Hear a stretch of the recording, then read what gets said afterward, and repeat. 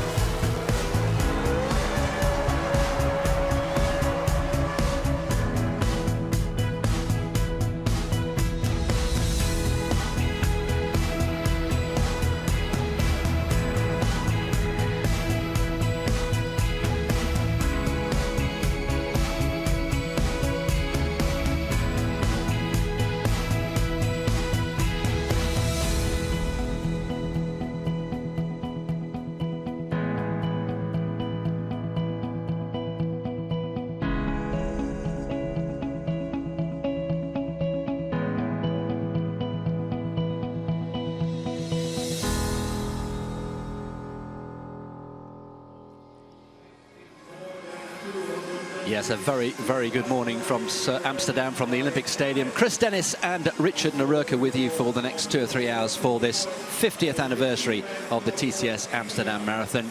Richard, a very good morning to you. Conditions out there at the moment, pretty good. Very good, 9 degrees here now at the stadium, and a very slight wind from the southeast, which means that the runners will feel that as they go along the banks of the river. We're going to have a look now at the course that the runners will be taking over the next couple of hours, starting from the famous Olympic Stadium and heading out through Vondel Park up towards the museum area. Just short of 4 kilometers, they go under the Rijksmuseum and then head down through the business district and wind their way down to the banks of the river Amstel, which gives the city its name. Out to Oudekerk at the turnaround, and then past halfway through the southeast district, and then they loop back round into the centre, over the Amstel, past the Rijksmuseum at 38k, through Vondel Park, and back into the stadium for the finish. Yes, 42 kilometres lie ahead, and the atmosphere building really nicely here in the Olympic Stadium. It's an expanded weekend, isn't it, Richard? Saturday has become an important day as well in terms of the overall programme. Yeah, it's the biggest ever race in the event's 50-year history. We had 4 events yesterday, and we've got the 2 big events here today, the marathon going off in a few minutes' time, and then this afternoon the half marathon, with 15,000 participants entered for the half marathon. But this is the main event of the weekend, with over 30,000 runners entered for this race. That's the highest ever number of participants for the marathon. Yesterday they had a very special 7.5 kilometre run to remember the 750th anniversary of the founding of the city of Amsterdam. Yeah, it was a very, very busy centre of Amsterdam yesterday. There's also been a wonderful book. There is Khalid Choukoud, the Dutch champion, who will be certainly featuring in our coverage over the next couple of hours. We Finish as One is a wonderful book which has been put together highlighting some of the main moments over the last 50 years of the Amsterdam Marathon. Some wonderful pictures and little anecdotes, and we'll be mentioning a few of those during the course of the programme. So we're here at the start and finish of the Amsterdam Marathon in this iconic Olympic stadium used in 1928. Marathon running, Richard, has had a long history here in Amsterdam.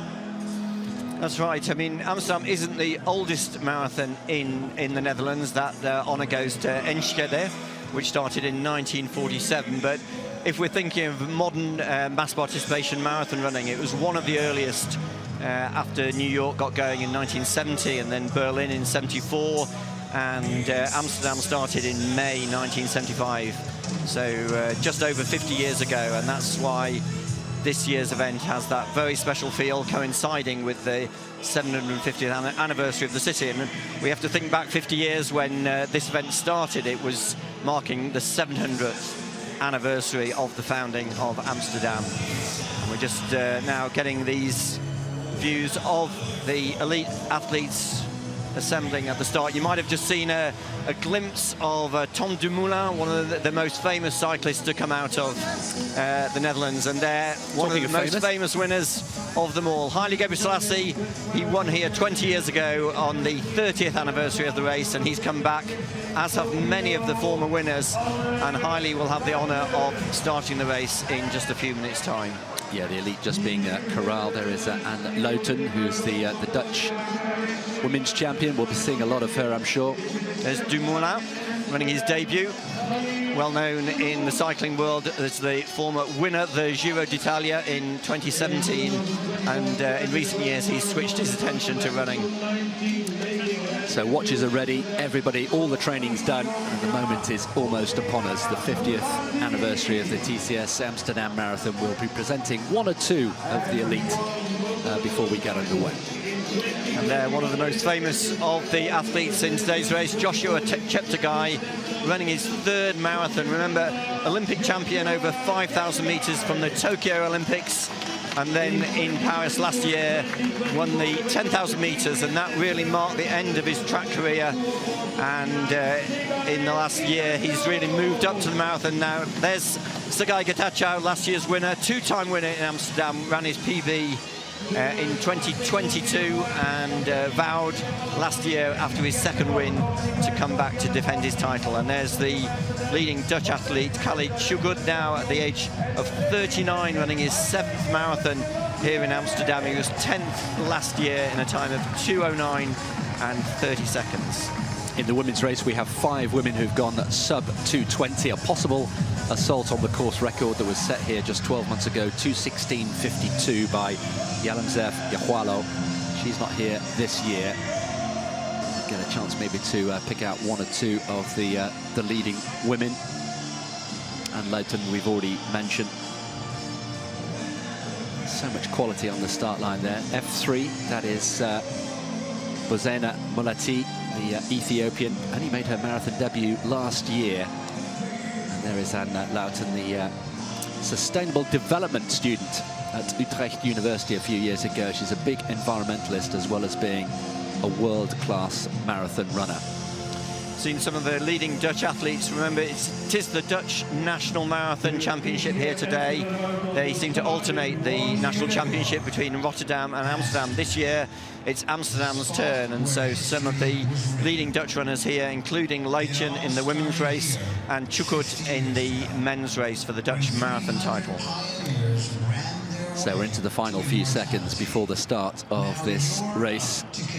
A busy period in the calendar for autumn marathons. We had Chicago last weekend, Berlin a few weeks before. We still have New York and Valencia to come. Amsterdam, the 8th fastest officially marathon in the world, and here celebrating its 50th birthday today. Just behind Khalid Choukoud, there's Phil Sessamon.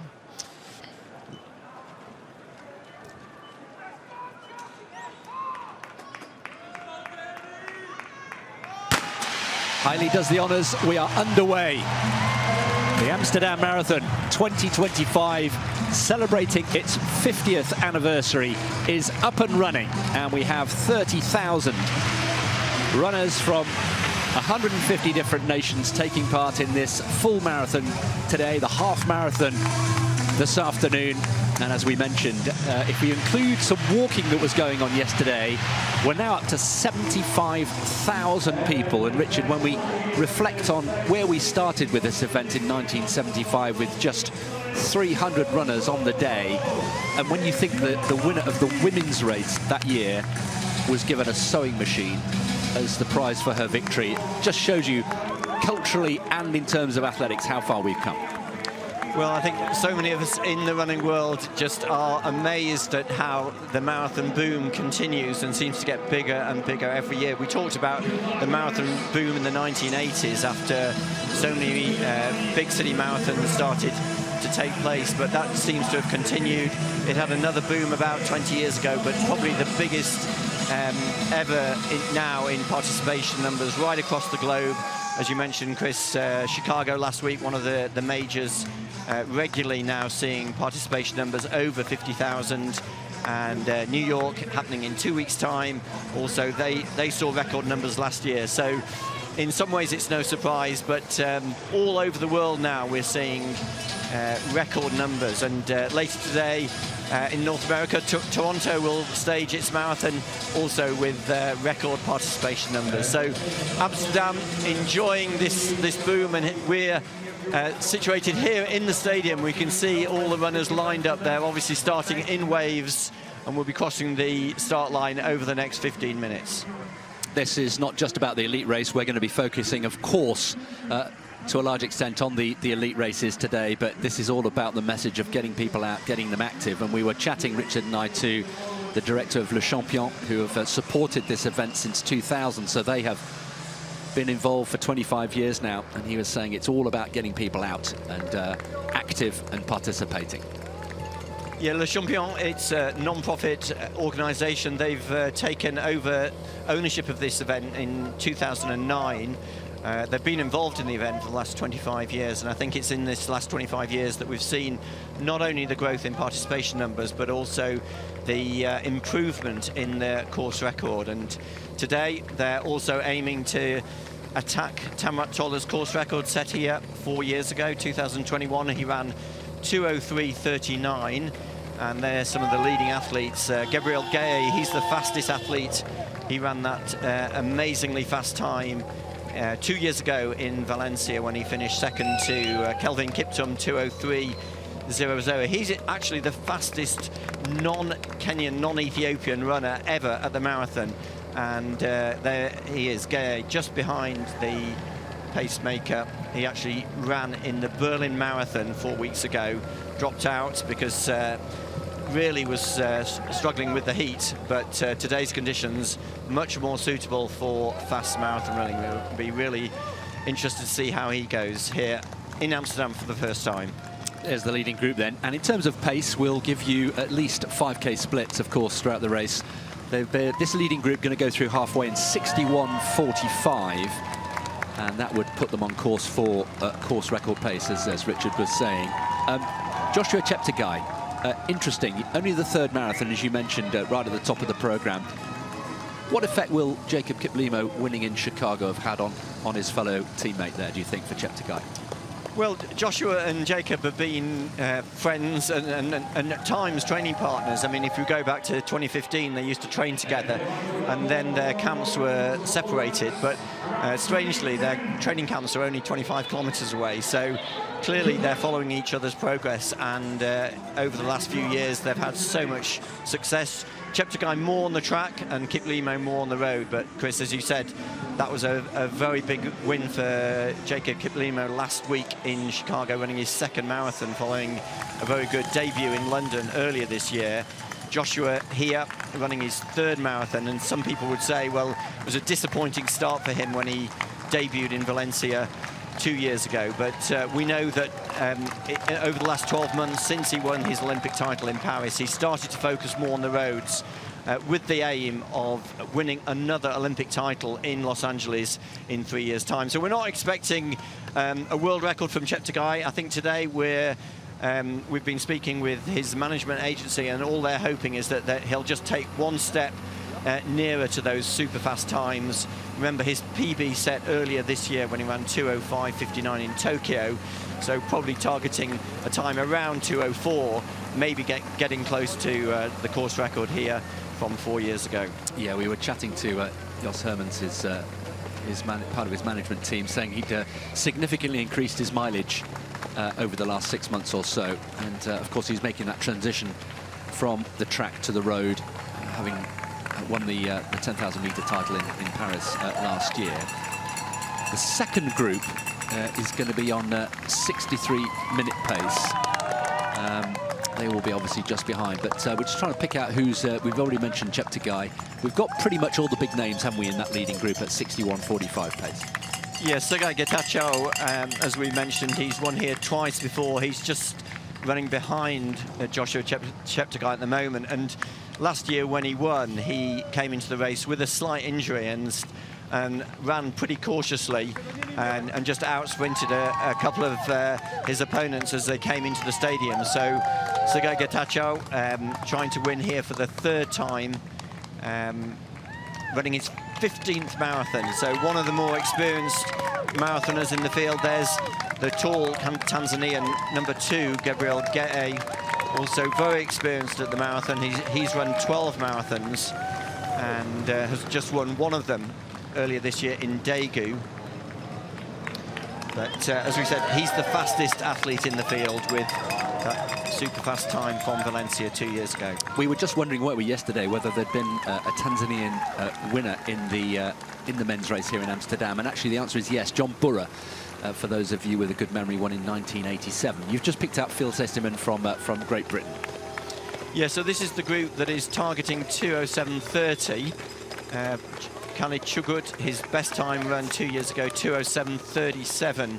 So they're going to be taken through the halfway in around 63.45. Phil Sesterman, his best time 2:08.04 from Seville in 2024. So 18 months ago, he went to the Olympics in Paris and then had a disappointing run earlier this year in London. And Phil is actually experimenting with a new method this year of running 2 marathons in the space of 7 weeks. He's also entered for the Valencia Marathon on the 7th of December. How tough is that to do? Well, he says. In the day, you'd have never thought you could run 2 world-class marathons in 7 weeks, but it seems now with the super shoes that is allowing athletes to recover so much more quickly that it is possible. And actually, when Phil ran his best time in Seville in February 2024, that came only 8 weeks after he'd run another 2:08 time in Valencia. So it's definitely becoming more possible. And in the women's race, the leading Dutch athlete Anna Leutjen, she ran in the Tokyo World Championships, which was just 5 weeks ago. So it seems that as though almost anything is possible now with these super shoes. They're a nice early Sunday morning view of the city of Amsterdam in all its glory. And here they're going through Vondel Park for the first of 2 times. They'll come back through in the latter stages of the race. And of course, that's where the race can often be won and lost. And if you were with us 12 months ago, Sergei Getachew, you may remember he took a wrong turn, almost cost him the race. Barely, 400 meters from the finish, and recovered well. He was determined not to lose the race in that final stage, but he won't make that mistake again today, I'm sure. Pretty strange, actually, because he had run the race 2 years previously. So Getachew should know this course, and he'll certainly know his way through Vondel Park and down onto the banks of the river Amstel, which is a really well-known feature of this race. And now we're seeing some of the leading women. There's Zeynep Yilmaz, the Ethiopian. Yeah, we should say that the pace for this leading group of women is 69 minutes through halfway. Course record 2:16.52 we mentioned that was set just last year. 7 Ethiopian winners in the last 10 years. They have dominated, Richard, this race, haven't they? in recent years, in the same way as the men's race, actually, for many years, was dominated by Kenya. Yeah, it is strange. I mean, there's only been 4 Ethiopian men who've won the race in the last 25 years. I mean, we've mentioned Sagai Getachew, and of course, Haile won here 20 years ago. But as you say, on the women's side, the Ethiopian women seem to have really taken this race for their own. If we think back 13 years ago, Tiki Gilana, 14 years ago, sorry, in 2011, Tiki Gilana won here just before winning the Olympic title in London. And more recently, some of the big names like Almaz Ayana, she won here. And then last year, the course record set by Yalamzef Yohualo. She ran 2:16.52, and that is a pretty tough record. I think it's the 8th fastest course record of any of the major marathons. And we're now back seeing a much bigger group of the leading men, about 20 athletes setting out at this fast pace, 61.45, trying to make a serious attempt on the course record. I think on the men's side, they feel that the course record is within reach. It's a very, very strong men's elite field. On the women's side, as Chris mentioned, there are 5 women who've gone under 2 hours and 20 minutes. 4 of them are Ethiopian, and they're aiming for around 2:18. Great views of the city of Amsterdam as they pass under the famous Rijksmuseum, the most famous museum in the Netherlands, renovated in 2013. As they pass through the Rijksmuseum, they'll go out onto what's known as Museumplein, Museum Square, which is where the City Museum is, and the Van Gogh Museum. Very famous and much visited. I think the Rijksmuseum has about 2 million visitors every year. It does, and it is absolutely worth certainly visiting if you haven't done that. One of the must-do things in Amsterdam. I was down there yesterday just having a little spin on the bike going through this very point that the runners are there yesterday. Very, very busy indeed. Tickets are, in fact, still available if you happen to be in Amsterdam today. Remarkably, the museum is still open. Famous, of course, for the night watch, and Milkmaid, amongst others. All the Dutch masters are in there. So these are the leading group. They've got very, very good pacemaking. Right in the middle of that group of 3 pacemakers, Edwin Kiptu, who is a regular pacemaker here. He's been asked by the organisers to go to 30K, just as he did last year. And I really think it's a good sign that the organisers of the elite race, they bring together some really good pacemakers. 25 pacemakers in total across the 2 elite races. Keep an eye on the first 5K split. We can tell you that the split for Tamarit Tola's course record was 14:33 back in 2021. So we will be able to keep you abreast of how they're doing on course record in both the men's and the women's race. So the time we're looking out for at 5K is 14:33. And this looks to be pretty lively, this pace. Some excellent pacemaking led by Edwin Kiptu, as you say.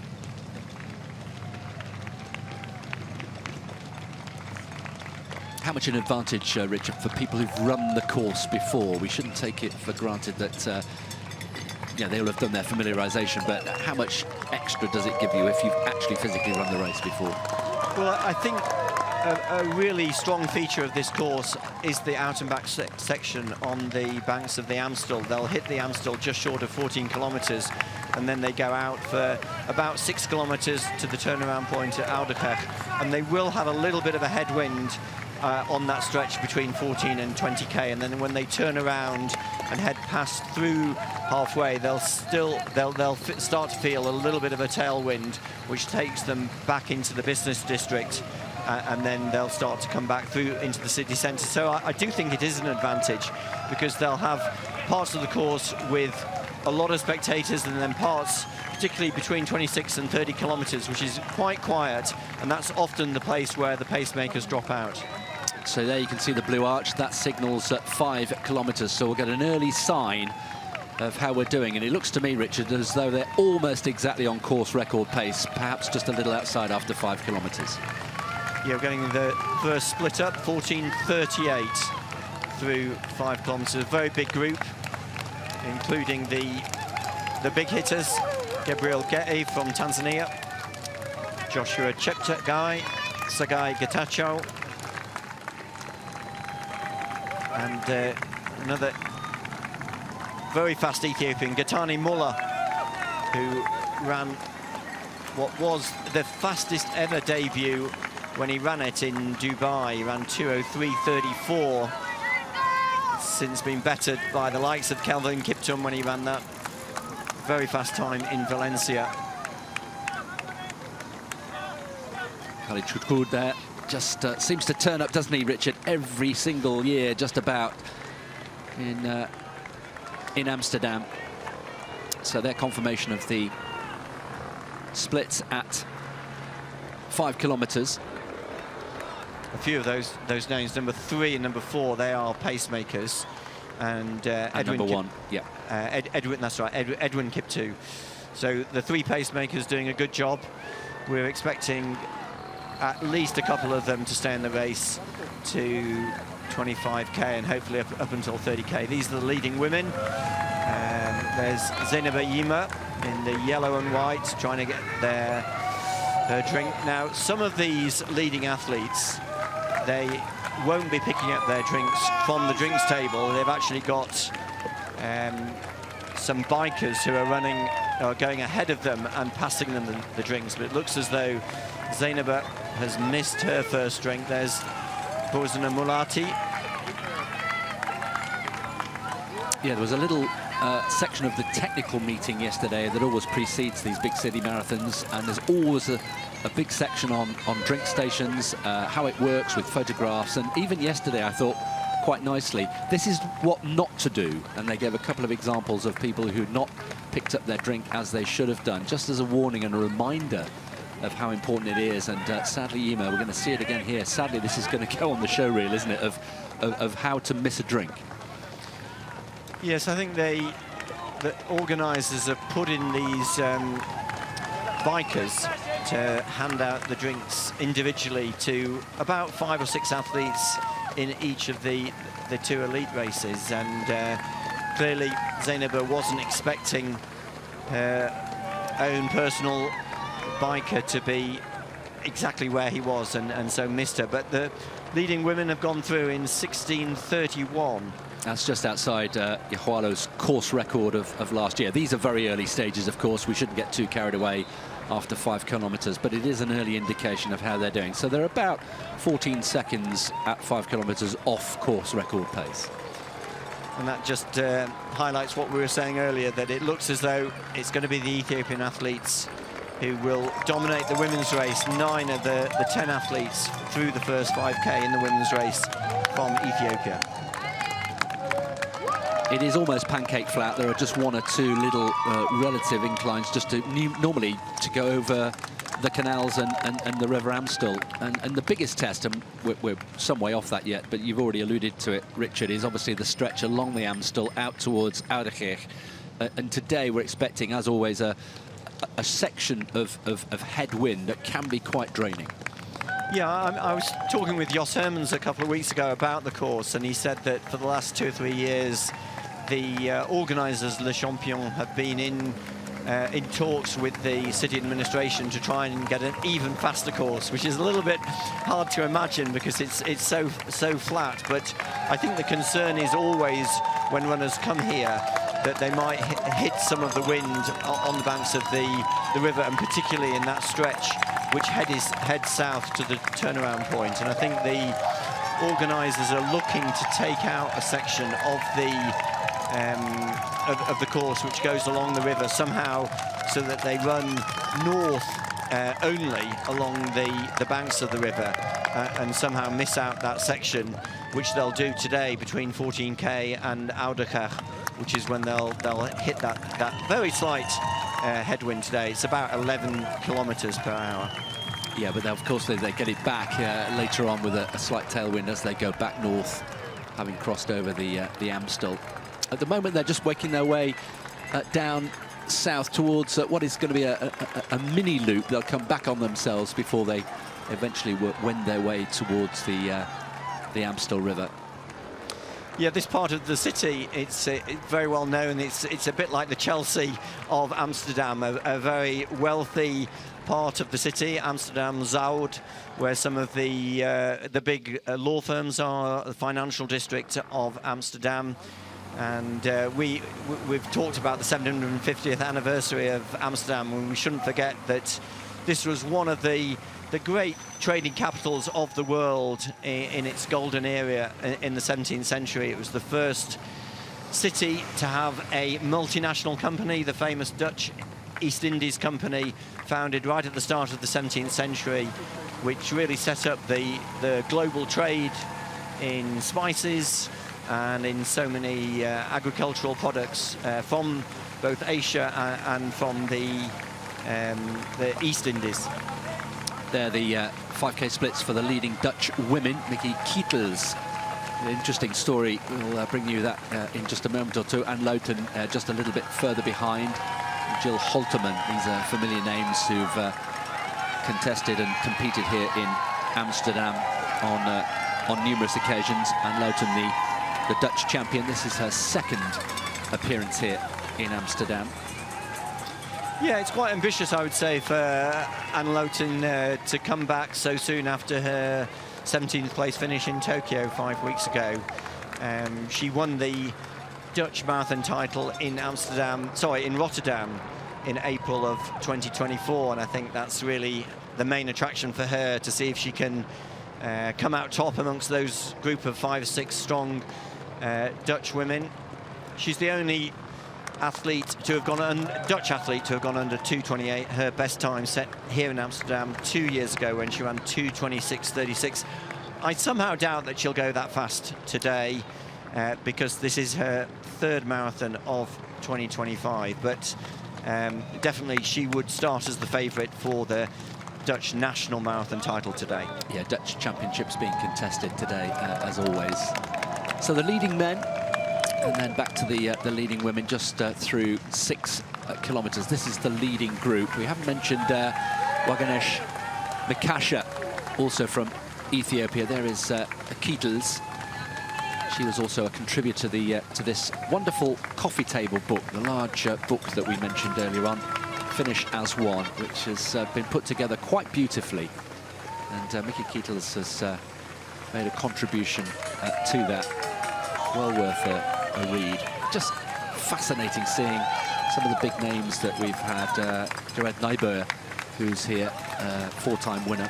Yeah, I mean, he's the only 4-time winner of this race. Won in 1980, 84, 88 and 89. And if we think back 45 years when he won in 1980, that time 2:09.01, that was, well, it was the Dutch record for over 20 years.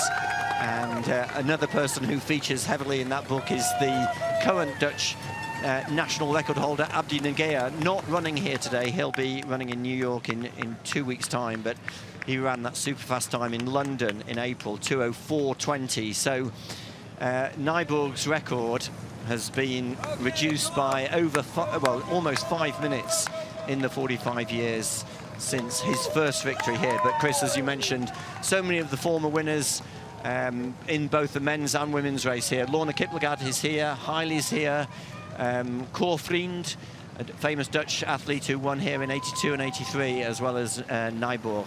And we also ought to mention the famous athletes from the 1970s. Yes, yes, absolutely right. Yes, so much history and so much has been put into this, not just today, but the weekend overall.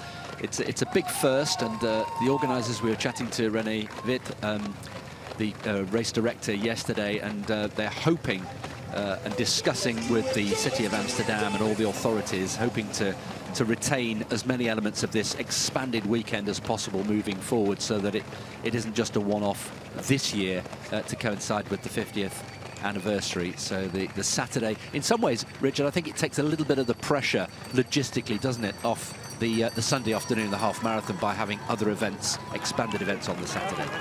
Yes, I mean, the children's run typically has taken place while the marathon's been on the Sunday morning.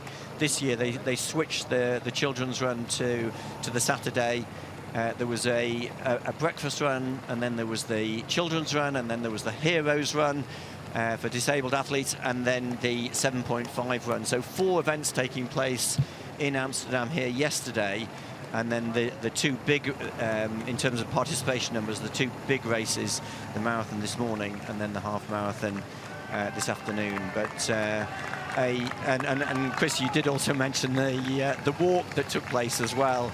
So if we included that, that's a total of 75,000 participants across the 2 days of competition. And Le Champion really excel in this mass participation sport, because they also stage cycling races across Holland, as well as many other big city races across the country, including the Egmond half marathon, one of Holland's very famous half marathon races that takes place in January. There is one of the Kenyan athletes, Shadrach Kimening.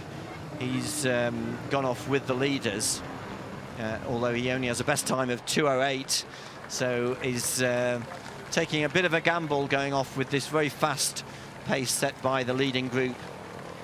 Yeah, approaching 9 kilometres. We'll bring you the 10K split. The mark to look out for is 29:10. That's the course record 10K split from Tamarit Tola. Tola, incidentally, was, I think, an early entry for today in Amsterdam, wasn't he? He pulled out with a stress fracture quite some time ago, so not able to come back and try and improve on his own course record. Women there through 8 kilometres. Yima, one of that leading group. And there is, just right of picture there, Makesha. We mentioned her just a moment ago. Makesha making her debut here. Her 20th marathon. She's done a lot of marathon running. She won Osaka last year, then Toronto last year as well, and then Osaka for the second time. So she's won 3 of her last 5 marathons. Yeah, I mean, she's been running marathons for over 10 years. She debuted in Singapore in 2014 in a time of 2:46. And Chris, as you mentioned now, she's reduced her PB to 2 hours and 20 minutes, almost exactly a year ago, because she ran that time in Toronto. And as we mentioned earlier, the Toronto Marathon takes place later today. So she's definitely one of the leaders. And there's Tom Dumoulin, as we mentioned, one of the most famous cyclists of from Holland. Twice finished second at the Grand Tour, once in the Tour de France in 2018 and once in the Giro, and his greatest victory of all was in the Giro d'Italia in 2017. So Tom Dumoulin retired from World Tour cycling 3 years ago, and now at the age of 34 is running his first marathon here in Amsterdam. And he's doing so with the leading women. That's quite the pace, isn't it? Going through in 69 is the intention. So left of picture, lead men approaching 10 kilometres. A reminder, 29:10 is the 10K split. And at 5 kilometres, we had a group of roughly 20, as many as that 20, all pretty much there together. I think that's whittled down a little bit. We'll find out when we come through 10 kilometres. So left of picture, we've got the men on their way, and of course the many waves of the masses on the right-hand side just continuing. And they continue just breaking away from pictures. We're still in the Olympic Stadium. We've still got thousands of people waiting, just shuffling inch by inch towards the start line. Yeah, I mean, I don't know of any other big city marathon that starts and finishes in the stadium. So it is a huge operational feat to start over 30,000 runners here in the stadium, and then they'll be coming back here over the next 3-4 hours. And this is a great part of the course that we're seeing on our screens now, as the leading men head down to the banks of the River Amstel and past some of the, well, I don't want to call them slow runners, but they are compared to the speed at which these the leading men are going as they come through the 10-kilometre point. Almost again bang on target. We'll get the split almost instantly, but it looks to be just a couple of seconds perhaps outside the course record 10K split from 4 years ago. 29:10 that was. I mean, Chris, just thinking back to that course record set by Tola 4 years ago, he ran There they are. They've gone through in 29.16, so marginally outside Tamurat Tola's time when he won here 4 years ago. But I think a feature of Tola's course record when he set that 2:03.39 was the speed at which he ran between 30k and 40k. Yeah. He ran a 10k split in 28.52. So that is really when not only the race is won and lost, but it's when the fast times are really the chance of getting a fast time. It really happens over that final quarter of the distance. This is the group with Khalid Shugud, the leading Dutch athlete, and just in front of him Phil Sesserman, and at the back of that group Niels Voigt running his second marathon, now coached by Isabel Baumann, one of the leading coaches in German athletics. Niels is one of Isabel's first marathon athletes, but he ran his debut in Valencia at the end of last year and is here now running his second marathon, trying to improve on that time of 2 hours and 10 minutes and try to get close to some of the fast times set by Ringer, the top one of the top German athletes. So there we are, the 5 and 10k splits respectively. So just slipping away a little bit off course record pace, but only by a matter of 7 seconds. We'll keep an eye on that, but as Richard mentioned, it was the section between 30 and 40 kilometres that did the damage. Worth mentioning that Tamurat Tola in 2021 did an impressive negative split. For those of you not familiar with that term, it's when you run the second half of a marathon quicker than the first. He went through halfway in 62.11 and came home in 61.28, so that's worth bearing in mind as well.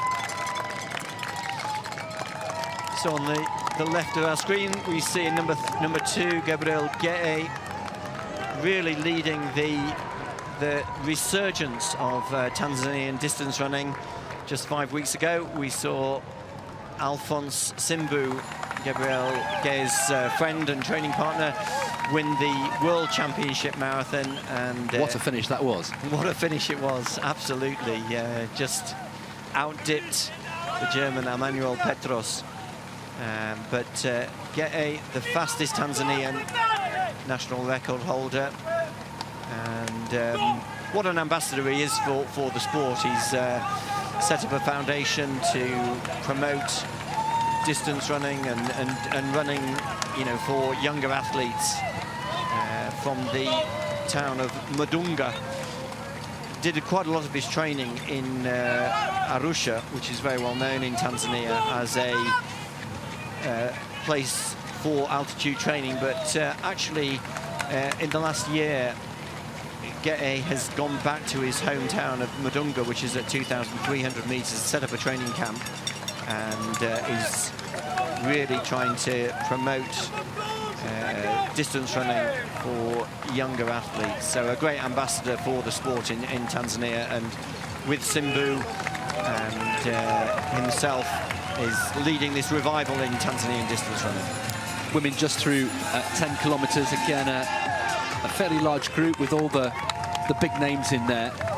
Just waiting for confirmation of the split. Again, just outside course record pace. Yahualo from last year, 32.22. 32.42. Yima and Makasha, Welde, Mulati all going through.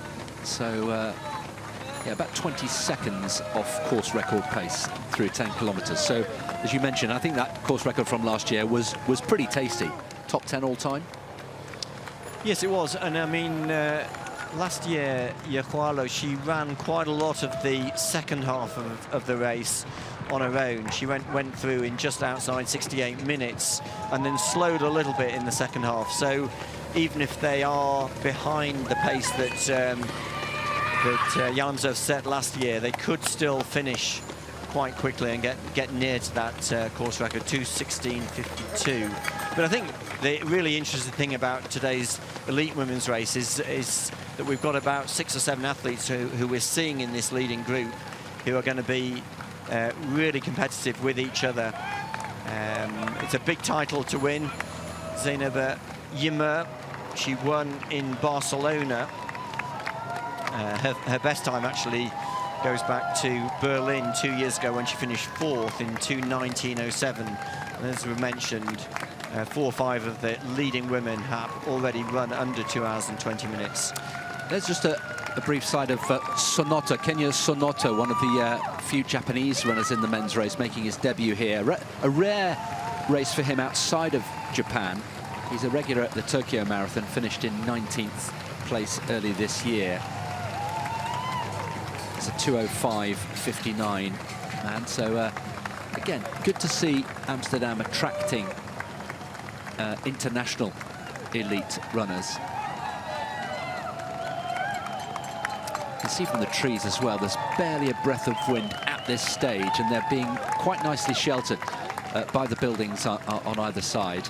That'll change, of course, when they get out into the relative exposed area of the Amstel. Yes, they'll hit the banks of the Amstel in about 4 or 5 minutes time, because they hit the banks at about 30.5k and they're through 12.2k. Now back with the leading women, and Zeynep Yima did get her drink at the 10-kilometre point, so that'll be a big relief to her, having missed the drink at 5 kilometres, but still quite a lot of congestion for those leading women there. Obviously 7 or 8 of the leading women alongside, running with not only some of the pacemakers but some of the other male runners, including, as you mentioned, Chris, Tom Dumoulin, who's on target for a time of under 2 hours and 20 minutes here in his first marathon in Amsterdam. Just going back to the drink station thing, a little innovation that Berlin introduced there a few weeks ago, covering the Berlin Marathon. They decided it would be good to actually have a horn which is sounded 500 meters before the drink station. So there's an audible warning sign, a really loud shot of the hooter, if you like, and that says to the athletes, take notice, be on your guard, be alert, the drink station is 500 meters away. And they thought that was just quite a nice way of just reminding, for all the briefings and all the talk during the technical meetings, if there's just a little audible reminder, and it'll be interesting to see how further big city marathons take that on board as well. It's quite interesting because, I mean, I think there's plenty of signage on this course, as many other courses, saying 100 meters ahead will be the first drink station. But obviously, when you're running at speed and you're also in a group, it's often some of those signs that you'll miss, and then the drinks table or your personal drink will be on you before you know it. And I think we've seen that already in today's women's race. So men approaching 13 kilometres, and as you say, Richard, they'll be getting their first sight of the River Amstel very shortly indeed. And there is Gay, who dropped out of Berlin a few weeks ago. You mentioned that earlier on. Nothing particularly troubling, I think, about that. It was an incredibly warm day, as people may remember if you were watching the coverage there in September. Disappointed but not defeated was the way he summarised it at the end, Gay. Yeah, I was speaking with his manager, Derek Froud, and he said that that's the one thing that Gay really struggles with. It's the heat. He's dropped out of a few marathons when the temperature has been high, and that's why he struggled in Berlin. But he's come into this in good shape after he dropped out of Berlin. He went back home, did a good final block of training, and he's come here full of confidence, and I'm sure hopes to get close to his best time set in Valencia 2 years ago. So we're seeing Shugut.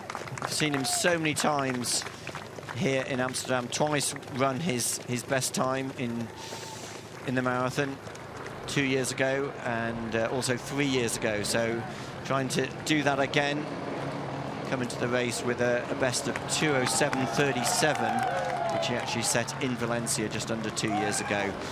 There's the leading group of 18 athletes, led by the 3 pacemakers. 3 pacemakers at the front, and then 15 athletes behind them, including some of the favourites.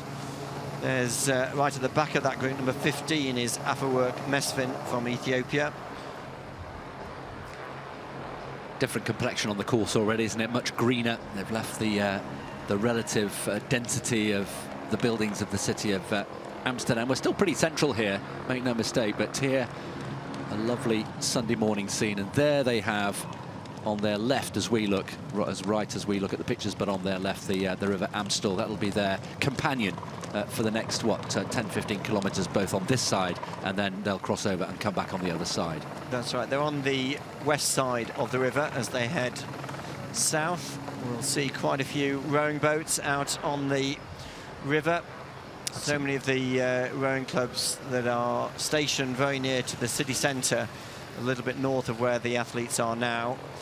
And I wouldn't be at all surprised, Chris, if we see that the flyboarding, which I think is brought out as a demonstration here for marathon weekend. Yeah, it's worth seeing if you haven't seen it. So at the moment, they're still relatively sheltered. The windy section is still to come, isn't it? It's in a couple of kilometres' time before they then turn at Oudekerk, the famous windmill. Next split we're looking out for is at 15K, 43.59, just under 44 minutes for 15 kilometres was the course record, Tola's course record of 2021. Some rather nice properties, waterside, riverside properties as well, that we marvel at every year. So we're back with some of the female athletes, including the leading Dutch women. Mieke Kietels going through 10K in 34.51, and she's actually the first, the leading Dutch female athlete ahead of Anna Leutjen and Jill Holterman. So Kietels just running her second marathon and is already half a minute up on Leutjen. Remember, the Dutch national marathon title up for grabs here, and it would be a bit of a surprise if Kietels can claim that title. There's another of the well-known athletes in the field, Lorna Salpeter, now well past her best, but has had an amazing career since she started running for Israel, got Israeli citizenship just before the Rio Olympics and competed in Rio, and then won the European 10,000 metre title in 2018, and has since gone on to win a bronze medal at the World Championship Marathon in Eugene, but now past her best and some way back from the leading women in the elite women's race. Yeah, 36 years old now as well, Lorna Salpeter. So, approaching 15 kilometres. These are the scenes on a lovely autumnal Sunday morning in Amsterdam. Bright, a little bit breezy, as we've said, but certainly no rain. Totally dry, none is forecast for the entire day. And the temperature at the finish is expected to be around 10 or 11 degrees. So these are good running conditions, not just for the elite, but for the masses as well. Yeah, and just thinking about that elite group, we've said there's almost 18 athletes in this group, and I think quite a few of these athletes are taking a bit of a gamble running at such a fast pace in the first half. There's Anna Leutjen. As we said, she ran the World Championship Marathon 5 weeks ago, had a great run there, finished 17th at a time of 2 hours and 32. Just a minute slower than the time she ran in Rotterdam in April. And she's got a good number of male athletes around who are setting the pace. Number 25, one of the pacemakers for Anna Leutjen. Yeah, Niels Ijsmeyer. There was some good banter going on, actually, just as we were leaving the hotel this morning. Anna Leutjen was just standing a little bit behind me, and she was in great form. Men going through 15 kilometres. Now, course record 43.59. Almost bang on the money. 44 seconds dead. This is exceptional pacemaking by the leading pacemakers. So they'll have another 4 kilometres along the banks of the river going south, and then they'll cross over the bridge at Oudekerk and Amstel, and then start to head north and head back towards the city centre. But running very fast. That's one of the famous windmills. That might be the Riekemolen from the 17th century. So many of the windmills that are situated on the banks of the Amstel are still in operation. It's incredible, isn't it? And this is just one of dozens and dozens of events as we look at the leading Dutchman about to hit 15 kilometers with Choukoud there in that group. There he is in the orange vest, just outside 45.15 for Choukoud at 15 kilometers. It's been a whole year of celebrations of the 750th anniversary of the city of Amsterdam. There's been theatre and comedy and street events and food. It really has been. And so the Amsterdam Marathon is just one of a number of ways in which the anniversary for the city itself has been celebrated. It's a real coming together. There's lots of publicity if you're out and about in the city of Amsterdam. It really is. And when you think that it was a fishing village at the mouth of the Amstel where we are now, founded in 1275. That was the first real identification of Amsterdam, and didn't become the capital of the Kingdom of the Netherlands until 1815. So much has happened. Yeah, it's had a great history, hasn't it, over 750 years. Probably not as old as the capitals of Paris, Rome, London and Athens, but I think as a trading centre, and really as a city more recently of art and creativity, probably known as one of the most liberal and one of the most open and welcoming cities in Europe, and attracts so many tourists every year, and today has attracted participants from over 150 countries. Yeah, sorry, Richard. Just confirmation there of the splits. Just a single second outside course record pace. So this is terrific metronomic pacemaking by the likes of Edwin Kiptu and his teammates. They do a brilliant job. They get well paid, don't they? Let's not hide the fact they are paid to do a job, and it's a good job, a difficult job, and one that is done really well, taken very seriously. Yeah, it's so important that they don't go off too fast. They're obviously gone off at a good pace, but this is exactly what the organisers wanted, for them to go through halfway in around 61:45, 62 minutes, and if they can, if the leading athletes can keep that pace going, they're going to get very close to Tola's course record, 2:03.39. One or two twists and turns in the Amstel.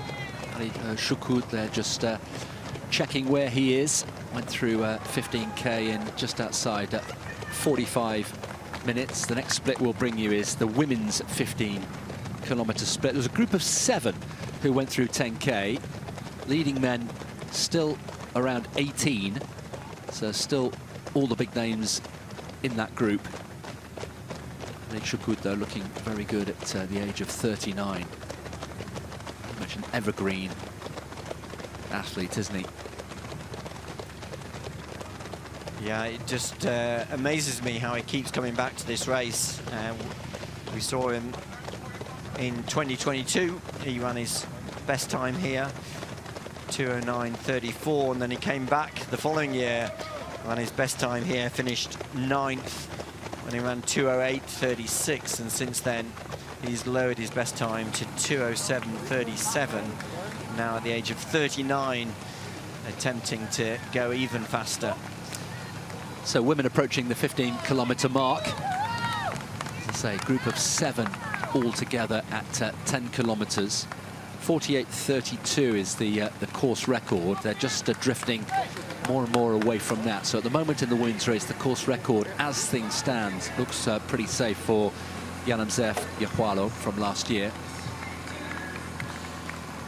So just to identify some of those leading women, Bosna Mulati in F3, and then Zainab Yima, also from Ethiopia, in F4. and also Burçkan Woldi, coached by Tessema Abshiro. She's running here, having won in Prague earlier this year. And just a word about F7, Mikidis Shimelis, a debutant, one of the few debutants here at full marathon level.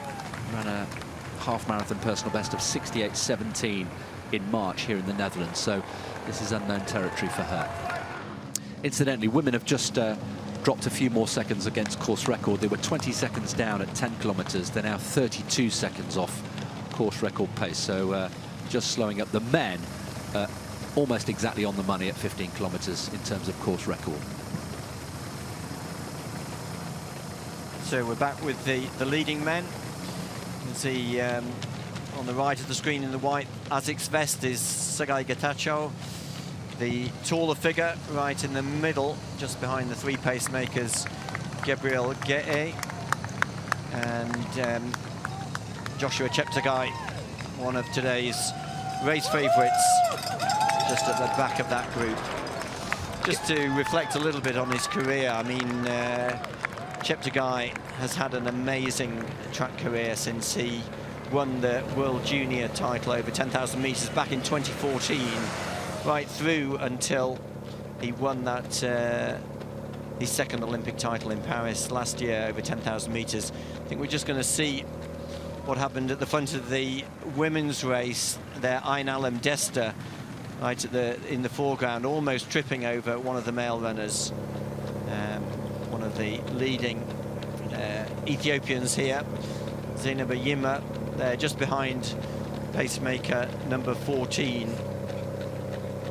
That's Bernard Cheptoch from Kenya, who's leading the leading women through at about 69-minute pace.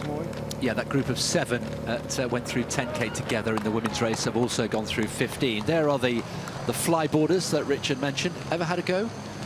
Never had a go, but I was speaking with a local friend yesterday, and he said those flyboarders only come out for marathon weekend. They're not a regular feature, so this is not regular Sunday morning stuff. I don't think so. I think the regular stuff is either the runners or the cyclists, or if we're thinking the activity on the water, it's the rowers. And of course Holland is one of the very strong rowing nations in the world, but always nice to see the flyboarders out, almost as a celebration of this event. It is. I can't help wondering, if you're one of the elite runners there, are you even aware of it? Are you so in the zone that you're just concentrating on the job at hand, or does it give you a little moment of light relief? You just look across to your left and see this going on the river. I wonder. I think they're pretty firmly focused forward, and as they were being encouraged to do yesterday, just to follow the pacemakers, because they might actually be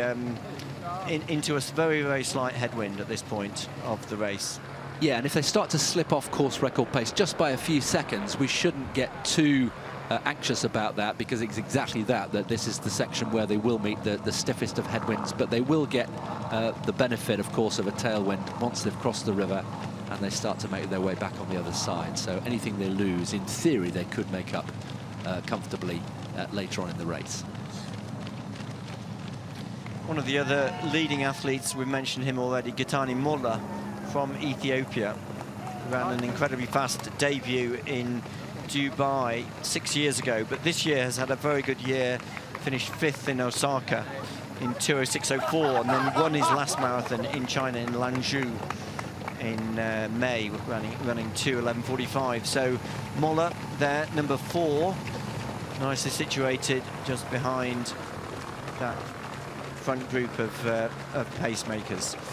Another great view of one of the old windmills on the east side of the river. Just going back to the winner last year, Sergei Getachew, who is aiming to win for a 3rd time. There aren't that many people who've won this race on 3 or more occasions. Wilson Chebet, we should mention as well, is a 3-time winner, as well as Gerhard Norbaya, who won 4 times. So this would be a big deal today for Getachew, were he to win. Yeah, I mean, I think Getachew, he has run a few of the World Marathon Majors, more notably in Tokyo. He finished third in Tokyo in 2024, but it seems as though he's really targeted this race. I think obviously for any runner to come and win here in Amsterdam, it's a big achievement, and Getachew, having won here twice already, I think said to his manager earlier this year, Malcolm Anderson, he wanted to come back and honour his promise to come and defend his title. And yeah, you'd have to say that his experience over this course does make him certainly one of the favourites. Well, Joshua Cheptegei there, the taller figure wearing the headband, centre of picture. There's another one of the big names we've been mentioning. They're the Dutch women through 15 kilometres, and that's an appreciable advantage at the moment, isn't it, for Mickey Keitels? That we're so slightly surprised about that. And Leuten almost a minute behind as the second Dutch woman, the Dutch champion. Yeah, I mean, Keitels' best time is almost 8 minutes slower than Anna Leuten, who ran her best time here 2 years ago. So it may be that Leuten is, well, either running very cautiously or possibly also struggling from having just come out of the World Championship Marathon, where she ran that really good race to get into the top 20 in the World Championships in Tokyo. So this is where the runners at 19 kilometers just come away very briefly from the banks of the river. They'll loop back on themselves and then cross over the bridge here at Oudekerk aan der Amstel, and then start to head north and go back through the halfway point. This is where they go left and then left again over the bridge. Can't really pick it up from the pictures, but this will be into a headwind for another kilometre, almost a kilometre before they cross over, as Richard said. The next split, of course, is 20 kilometres coming up. They were almost spot on for pace at 15. The women drifting off course record pace outside 30 seconds on Johuala's course record from last year.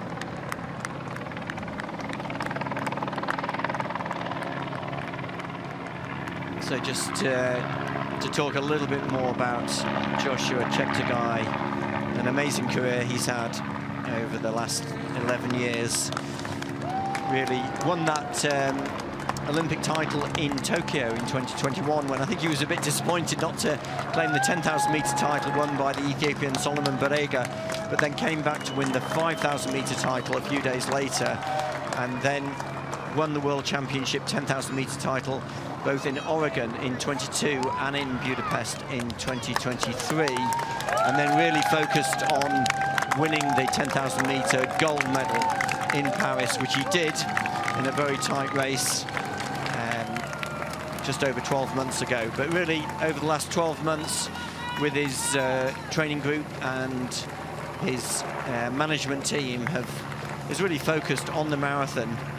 And Jos Hermans was telling us that he was a bit disappointed in Tokyo just earlier this year not to go any faster. He ran 2:05.59, sort of ran out of energy at the 30-kilometre point, but hoping that today, there he is at the back of the group, that he will go a bit faster. Has gradually been picking up his mileage. When he ran in Valencia 2 years ago, I was there commentating at that race, and he really struggled over the second half. The race went out incredibly fast, but at that point he was only running about 130 kilometres a week, which is a very, very low volume for a serious marathon runner at this level. Was that because he was also in transition? He was still running on the track at that time, and he didn't probably want to overcommit. Yes, it was. I mean, Yuri van der Velden, who was managing him at the time, he said it was really a bit of a distraction for Joshua. Just wanted a little bit of a new motivation at the start of his Olympic build-up. So it wasn't really a serious attempt at the marathon. And there, we just saw Joshua picking up his drinks bottle from his personalised bottle handler at the 20-kilometre point. There they are through 20 kilometres, 58.56. Well, they're just a smidgen inside course record pace now, so they've picked it up very, very slightly And the good news for them is they've now passed the most southerly point on the entire course. They've crossed over the Amstel, and now they have the river on their left, as you can see, and they're now running north, and they will have a little tailwind just buffeting them along. So if anything, they'll be able to pick it up even more from here. 58, 56 through 20 kilometers. That is pretty consistent running. The pacemaking absolutely perfect. Absolutely perfect, and it never ceases to amaze me. Edwin Kiptoo comes back here year after year to do the pacemaking job, and he's still there at the front of the race. He's a race director's dream, really. He is. He's so reliable. But we'll see, I think, over the next half hour, we'll see how far the pacemakers can go. Kiptoo still in there. The other two pacemakers, Jonathan Kamasong and Mike Chematot. So 3 Kenyan pacemakers doing a really good job right at the front of the race. This is the third group. Phil Sessamon just a few strides ahead of Khalid Shugud, targeting this 2:07:30.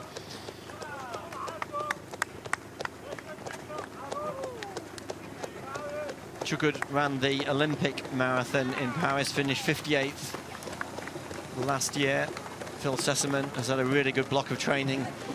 Many of you might have been following him on YouTube, trying to improve on his best time, 2:08:04, under the guidance of his coach, Andy Henderson. Andy is out here. He'll be out on the course following Sessamon, and Phil hoping to go under 2:08 for the first time in his marathon career, and also planning to run in Valencia in 7 weeks' time. He's one of the Eritrean athletes. Merawi Keseta finished second in Mumbai at the start of this year, but one of the more experienced marathon runners, has run 15 marathons coming here into Amsterdam. Already run here in Amsterdam 4 years ago. Sonata just starting to perhaps find this pace a little bit lively. Cheptegei was at the back of that group of 18, remember, and I was just starting to wonder whether he was also starting to feel it, but no problem at all. He's now very much in the thick of that group of 18, approaching the halfway point. And a reminder, 61:45 was the desired pace for halfway, and they've just slipped off that a little bit by the look of it as they go through in just outside 62. Yeah, well, Chris, you mentioned earlier that when Tamatola set the course record here, he went through in a very similar time, and then came home. The second half of the race was that bit faster than the first half, so I wouldn't be at all surprised if we see that today. And certainly they're going to have to finish faster if they're going to get anywhere near that course record. But still a very big group of around 17 athletes right at the front of the race. Is that pretty par for the course at this stage of the race to have that number? Feels quite large. It's on the large side. It is. I think we'll see that probably this leading group will thin out over the next 10 kilometers. And then obviously in the final quarter. But the good news for the leading athletes is that the 3 pacemakers are there. But for the first time, Gabriel Gehe has actually taken 1 or 2 strides in front of the pacemakers, almost as though he is wanting to pick up the pace. Well, their confirmation of the halfway split, 62:15, so 4 seconds outside course record pace, but that's no bad thing. And it's interesting that 61:45, which was the figure mentioned at the technical meeting. Now then, who have we lost here? Number 53 is looking for the car to take him back. He's looks as though he's dropped out of the race at one of the furthest points from the finish line. Well, I think there has been an acceleration of pace because, rather surprisingly, Edwin Kiptoo, one of the 3 pacemakers, is no longer there. And I think they've just been left with 1 pacemaker. That's Mike Chematot from Kenya. And Gabriel Gehe is having a word with Chematot. and clearly I think wants to pick the pace up. And Chris, just as you mentioned earlier, this leading group of about 16, 17 athletes has suddenly splintered yeah, quite seriously. But the favourites are still up there. But some of the ones like Mesvin Negusi, number 17, is starting to struggle. That leading group of 15 athletes, I think, is thinned out to about 6 or 7, and Joshua Cheptegei running in about 10th place, right at the back of that group, still in contact. Number 8 there is the Kenyan Jeffrey Torotich Kipchumba. But Cheptegei still looking relaxed. He's got a bit more experience now, running his 3rd marathon compared to when he ran in Valencia 2 years ago. But he's having to work hard because the Tanzanian Gete is really starting to pick up the pace and push that pacemaker to run even faster as they head into the second half of the race. There's Tom Dumoulin alongside the leading women. Yeah, coming through 20 kilometres. We'll get the split for you. They were quite some distance off course record pace. A group of 7 last time we checked in, and it looks as though almost all of them, including Tom Dumoulin, is in there as well. And Kasha, we can see Yima, so 65.30, so almost a minute off course record pace. Group of 7 of them there, still intact. But going back to the men, that dramatic shift with that group of 18 being splintered very quickly, you got the impression that Gay was impatient. You saw him in animated discussion. There he is in the lilac behind the pacemaker, really quite animatedly talking to the pacemaker, and you can only speculate, but it seemed to me that, right, we've got to pick this up from here. Yeah, he looked a little bit impatient, and I just wonder, he's probably feeling very good. Probably a bit disappointed coming out of Berlin, where he dropped out. It was very, very warm conditions today, near perfect conditions for Gete, and as we've mentioned a few times already, Gete is the fastest athlete in the field with a time of 2:03.00. I doubt that he'll get near to that today, but certainly one of the athletes capable of a serious attempt on the course record, 2:03.39. And it is Gete who's right behind the pacemaker. There's about 8 athletes in there. Cheptegei at the back of that group in the orange vest. Shifarao Andualam Shifarao, one of the leading Ethiopian athletes, 2:04.44. His best time from Berlin 2 years ago. So some very fast athletes still in that leading group. Sergei Getachew, best time of 2:04.49 when he won here 3 years ago. He's still in there. So our 3 leading athletes, our 3 favourites, are still in that leading group, being led by the pacemaker, number 3, Mike Chemotot of Kenya. They've got about another 3 kilometres along the banks of the river, just short of 26 kilometres. They'll turn off the Amstel and head into the southeast district of Amsterdam. That's always a good sign, wherever you're running in the world, to hear a steel band or some sort of musical accompaniment. It really just makes the heart sing and just lifts you perhaps through a difficult moment. There's the scene on the opposite bank of the Amstel. And I can tell you now, just moving away from pictures, that the Olympic Stadium is now emptied of runners. So everybody who wanted to start the race, 30,000 plus, are now out on the course somewhere. And these are the leading men, a group of 8, as Richard was saying. And that was quite dramatic, wasn't it? They passed through the halfway point as a group of 18 or so. And then all of a sudden, Gay just said, right, let's hit the accelerator and just let's get this thing moving. Yeah, it looks as though the pace has just slowed down, because that group of 8, I think another couple of athletes have joined that group, so there's 10 of them there now. And I just wonder, as they went through halfway, there was definitely an acceleration, but now they seem to be back into more of a rhythm. And a few of those athletes, like number 21, Benson Tunyo from Kenya has rejoined that group. So about 10 athletes together.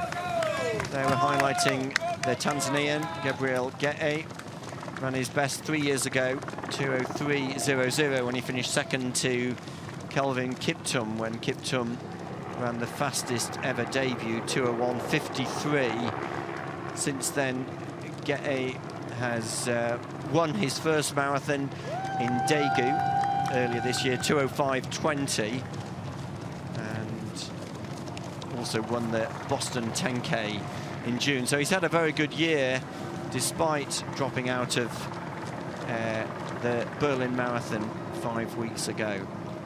And he lists his favourite dish as gali, and it was on the menu last night, wasn't it? So he'd have been pleased to have stocked up on that. Yeah, I think Gete is clearly one of the world's leading marathon runners, certainly when you look outside of Kenya and Ethiopia. Well, I suppose the first person you'd look at is the Chicago Marathon winner, Jacob Kiplimo, had that great victory last week in Chicago, but Gete really now challenging as one of the top marathon runners, and following his compatriots winning in the World Championship Marathon, Alphonse Simbu, people will be looking beyond Kenya and Ethiopia now to some of the great athletes coming out of Tanzania and Uganda. Yeah, Uganda's never had a winner in Amsterdam, male or female. Just the one Tanzanian winner previously. We mentioned John Burra, 1987. You have to go a long way back. This event has been dominated by Ethiopia and Kenya on both the men's and women's side. So coming to the final few meters of the River Amstel, they'll start to move away. Cheptegei in the orange there, still looking good in only his third ever marathon. Be interesting to see what he does today. A podium finish, according to his manager Jos Hermans, would be success. They'd be happy with that. Yeah, I think, you know, some people have expressed surprise that Cheptegei hasn't run faster in his first two marathons, but we have to remember he's still only 28, and the great marathon runners who've gone before him, like Haile and Kenenisa and even Kipchoge, they all ran their best times when they were in their 30s. Think of Haile when he broke the world record in Berlin, he was already 34 years old, and Kenenisa, when he ran that national record 2:01.41, he was 37 years old, and Kipchoge, when he won his Olympic title, his second Olympic title in Tokyo, he was 36 years old. So I think there's still time on the side of Joshua Cheptegei, and Cheptegei, I think, is just taking his time to feel his way into the marathon, and just aiming today to go a little bit faster than he did earlier this year in Tokyo, with an eye to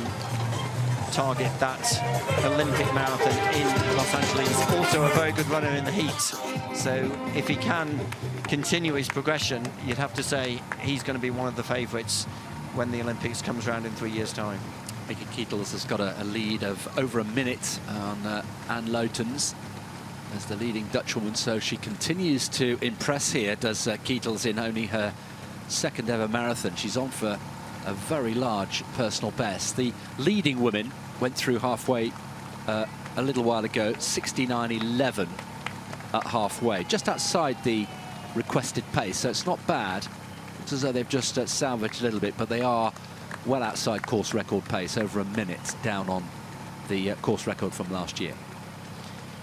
And in that leading group of women, there were all Ethiopians, led by Zainaba Yima and Waganesh Makasha. So 7 Ethiopian athletes right at the front of the women's race, and we're back now at the front of the men's race. That leading group has got a little bit bigger over the last few minutes, and it still includes 3 race favourites. Sagai Getachew, the winner from last year, Gabriel Gete there through 25k in 1:13.32. Getani Muller, the Ethiopian, with a very fast debut time from Dubai 6 years ago.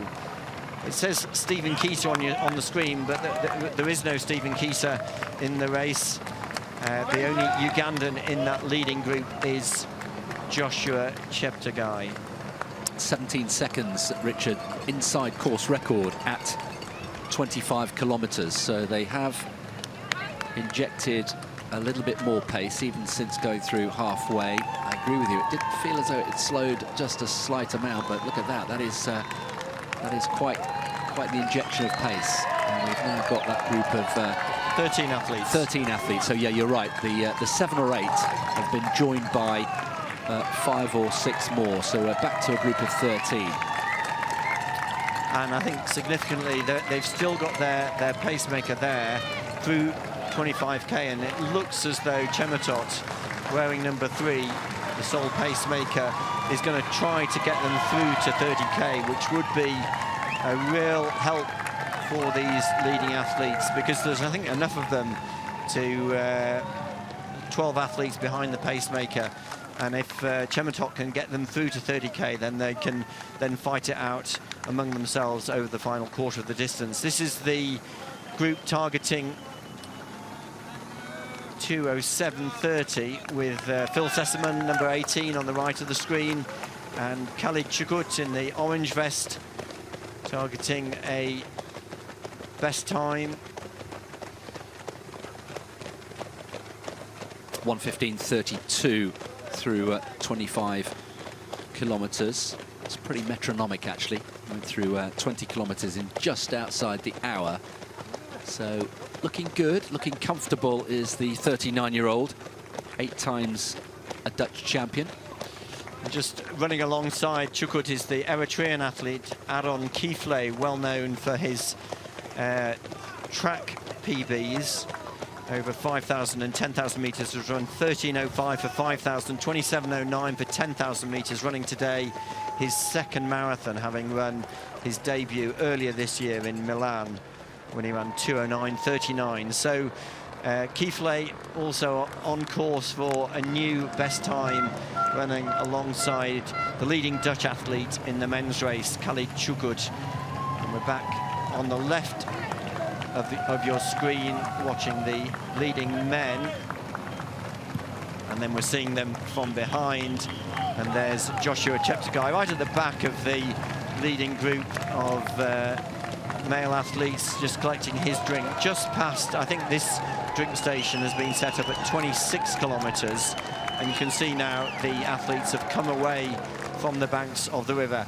And there is Tom Dumoulin, and it looks as though Dumoulin is really starting to struggle. Went out very, very ambitiously with the leading women. Dumoulin, yeah, indicating that he's got problems with his calf. Yeah. So a little bit of an ambitious first attempt at the marathon for Dumoulin, still enjoying it. Well, it'll be interesting. If you're a keen cyclist, you'll have followed some of the world's top cyclists switching over to running. Christian Meyer is one of those who's achieved high success more at ultra running than at marathon running. But Dumoulin, who retired from the World Tour 3 years ago, having had an amazing career right at the front of the World Tour cycling, is struggling in his first marathon, but there's nowhere to hide, is there? There's nowhere to hide over the marathon. He ran a very good half marathon in Egmont earlier this year, and I think that had given him hope to run a first marathon under 2 hours and 20 minutes. You have to respect the distance. I'm not suggesting he didn't, but I think we were both rather surprised and raised an eyebrow at each other when we saw him running along with the elite women so early in the race, and maybe he's starting to pay for it now. So men through 26 kilometres, and they're going to go south again and start to gradually work their way back towards the city of Amsterdam. We're hoping that we'll have the one remaining pacemaker still involved until 30k, and then it'll be interesting to see, because as many people watching will know, often it's at 30k that the racing starts. Get to 30k and then you've got a 12k race. It'll be interesting to see how many of these guys are still there in contention when we get to the 30k mark. Cheptegei still in there, all the big names. Getachew, the defending champion, going for a third victory in 4 years. Asmari's in there as well. All the big names safely still there. I think the race organisers will also have their eye on the fastest ever marathon run in Holland, which is not here in Amsterdam. It's Bashir Abdi's course record in Rotterdam, 2:03.36, so just 3 seconds faster than Tola ran here in 2021. So that would be an extra bonus for the organisers if they could not only get a course record, but a fastest ever marathon time for a marathon in Holland. And Holland has such a rich history of marathon running, going back to when marathon running started in Enschede in 1947. Amsterdam being the second big city marathon that got going here in 1975, and then Rotterdam followed in 1981. So some really big races. Eindhoven, the Eindhoven Marathon just took place in Holland last weekend, and that race was won in 2:06 on the men's side, 2:25 on the women's side. So many big city races here in Holland, Amsterdam and Rotterdam being the biggest, and they both, Amsterdam and Rotterdam, their course records are in the top 10 of all the big city marathons across the world on the men's side. And not surprisingly, given that background, there are aspirations to one day perhaps become part of the World Marathon Majors family. That's now a group of 7 major city marathons. Sydney was the latest to join that group. The Johan Cruyff Arena is another landmark on this iconic course.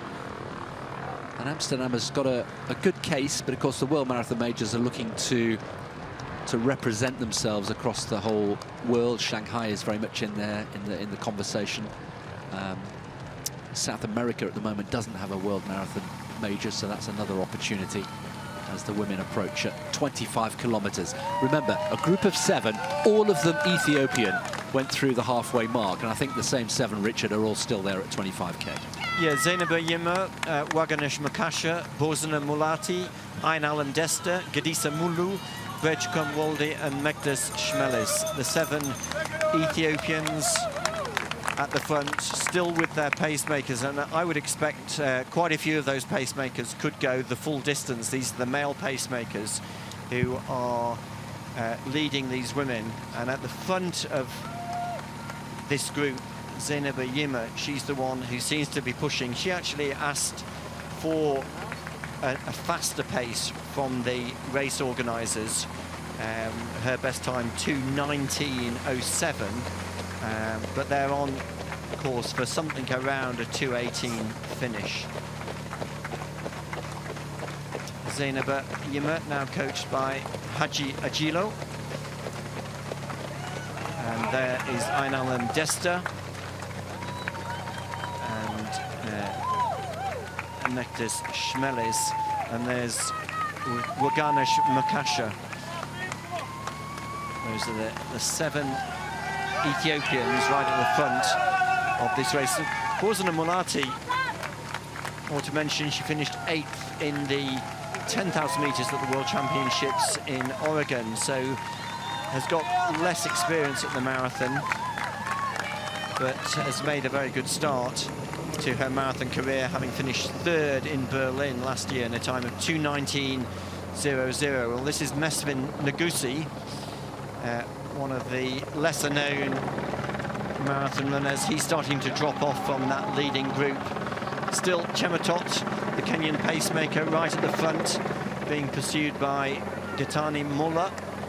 And in that leading group, you can just see in the orange shorts at the back, Cheptegei is still there, and Getachew is there as well. Getachew is there, and the tall figure just in front of Cheptegei, Gabriel Ge'e. So I think they're the leading athletes just very happy to let the pacemaker take them through up until 30 kilometers, and it's at that point that we would expect the pacemaker to drop out, and I think there's now 10 athletes following the pacemaker. That's a nice group for them to really fight it out over the final 12 kilometers. once they get to 30 kilometres. Yep, they'll negotiate a tunnel, the Fietstunnel, just before they get to the 30-kilometre mark. They're strung out, aren't they? Cheptegei just coming a little wider, but there's a good rhythm about this. There is Moller. And Gay, who was, we sensed some impatience from his body language as they went through halfway, has just been content to just drop back a little bit. He's towards the back of that pack in the lilac vest there. Another athlete in this leading group, Bazazao Asmari. They're just behind Gitani Mulla, Ethiopian athlete, ran here in Amsterdam 3 years ago. That's where his PB was set, 2:04.57. So Asmari knows the course. Mulla running here in Amsterdam for the first time. The athlete with the most experience of Amsterdam in this leading group is the two-time winner, Sagai Getachew. And there is the Kenyan athlete Lamek 2, who went off rather ambitiously. He's got a best time of 2:06.29. He's starting to drop off from that leading group. So big moment coming up in just under a kilometre time. There's the view from him. It's tough, isn't it, when you become detached from the group. It can be a very, very lonely place. Yeah, and I think this part of the course is one with far fewer spectators. It's the southeast district, Belmars, where highly residential, and they're still 5 or 6 kilometres from the city centre. They take a left turn at about 30 kilometres, and then they wind their way back into the city centre, where the crowds will be at their deepest. They come over the Amstel at 35 kilometres and then head back to the Rijksmuseum. You can see, in a way, how quiet this section of the course is. But the runners really be focused on just keeping a good rhythm, and probably anticipating that Chemetot, here number 3, will step aside quite shortly.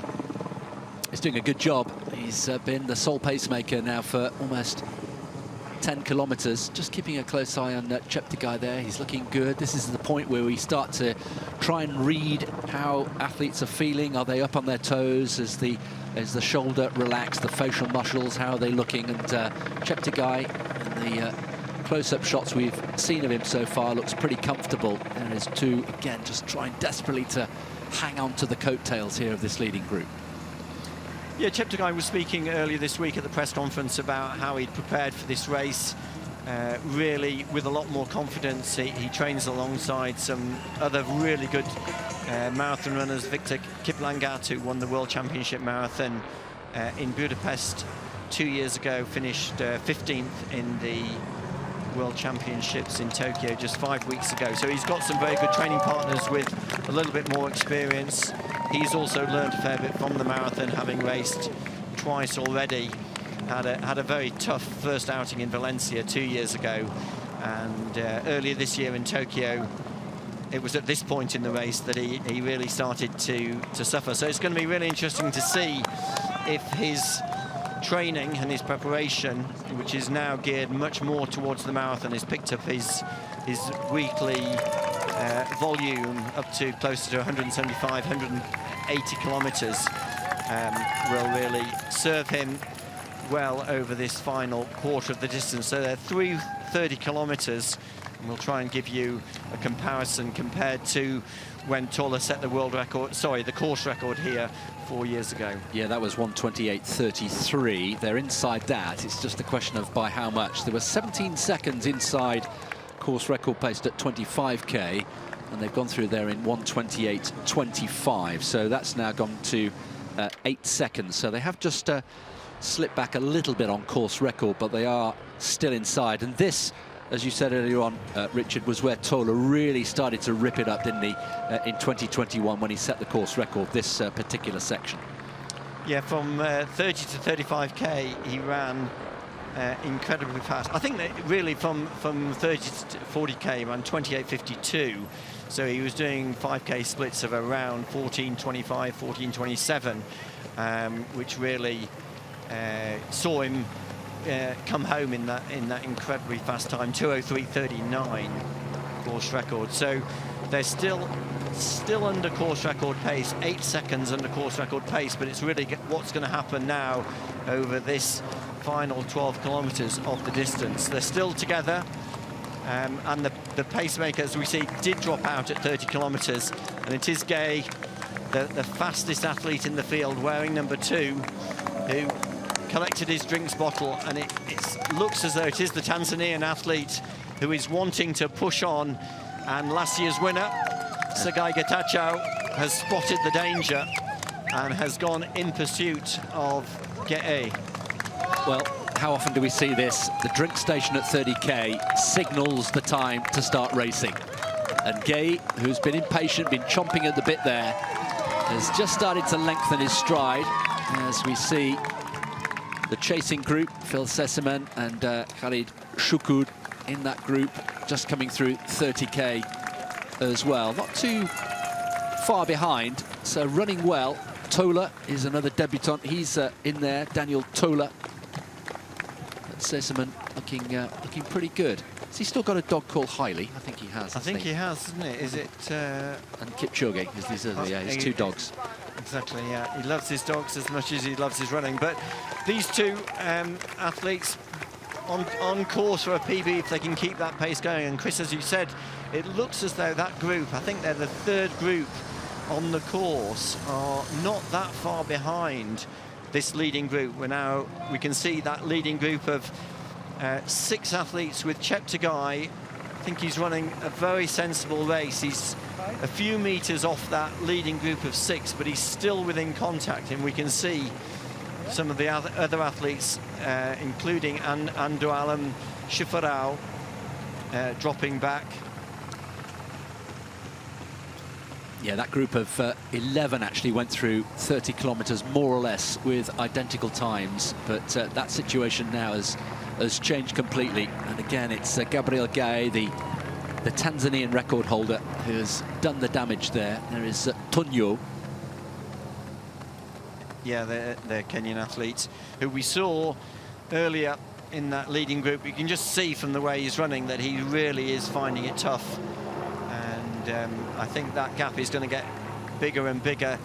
You can see right at the back of that group, Cheptegei running very, very sensibly, staying in contact, and it looks as though he's just closing down. So fascinating battle now as they approach the final 10 kilometers. Gay from Tanzania, clearly the athlete who is setting the pace, wanting to keep this fast pace going. Getane Mola, the Ethiopian, in pursuit.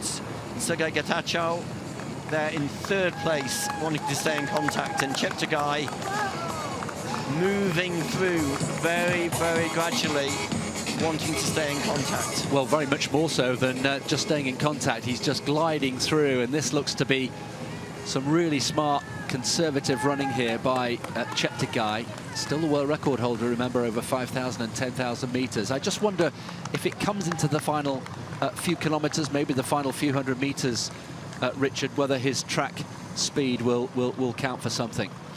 Well, if it came down to a sprint in the stadium, I'd certainly put my money on Cheptegei, but a lot can happen over the last 10 kilometers of the race. One of the lesser-known athletes there is the Kenyan, number 8, Jeffrey Kipchumba. Not that experienced at the marathon. Got a best time of 2:05.46. Now that's Bazazao Asmara, who has started to lose contact with that leading group. We mentioned earlier, ran his best time of 2:04.46 here. This is the leading Dutch athlete, and she's almost a minute clear of the 2nd-placed Dutch athlete. But it was more than a minute, and so it is starting to come down a little bit, that gap between Kietels and Loutens in 2nd place within the Dutch leading women through 32 kilometers. That group was 5. It's now, I think, 6. So I think the athlete at the back of that leading group has just managed to regain contact, and that's exactly what Asmari is also trying to do. Yeah, Bazazao Asmari has come back, and I think the reason for that is that we can see right at the front, Gabriel Gueye has just taken his foot off the pedal, and whereas a few minutes ago he was really stringing them out, he just moved a little bit to the side to see what his opponents have got left, and Gueye, whether he's actually going through a hard patch or whether he's just wanting to conserve a little bit of energy. But it's now the Ethiopian athlete Getani Mulla who is at the front, and Cheptegei much nearer to the front and has just gone ahead of the Tanzanian athlete. But Tsegaye Getachew still very nicely positioned in that leading group of 7 athletes. Do you think Gueye was trying to surge? Is this one of maybe a number of surges that he's just testing the rest, or did he go out a little bit too hard in that latest break, do you think? It's very hard to tell. He's still looking comfortable, I have to say. But clearly he has just backed off a little bit, whether he's struggling or we'll soon find out. But it is now the lesser-known athlete, the Kenyan Jeffrey Kipchumba, who is at the front of the race. Getani Mulla also, we've seen him for most of the distance near the front, or actually at the front. Getani Mulla got a best time of 2:03.34 from Dubai 6 years ago. So 3 Ethiopians there: Getani Mulla, Bazazao Asmara, Tsegaye Getachew, the Ugandan athlete, Joshua Cheptegei, right at the back of that group, Gabriel Gueye, the Tanzanian, the Kenyan athlete, Jeffrey Kipchumba.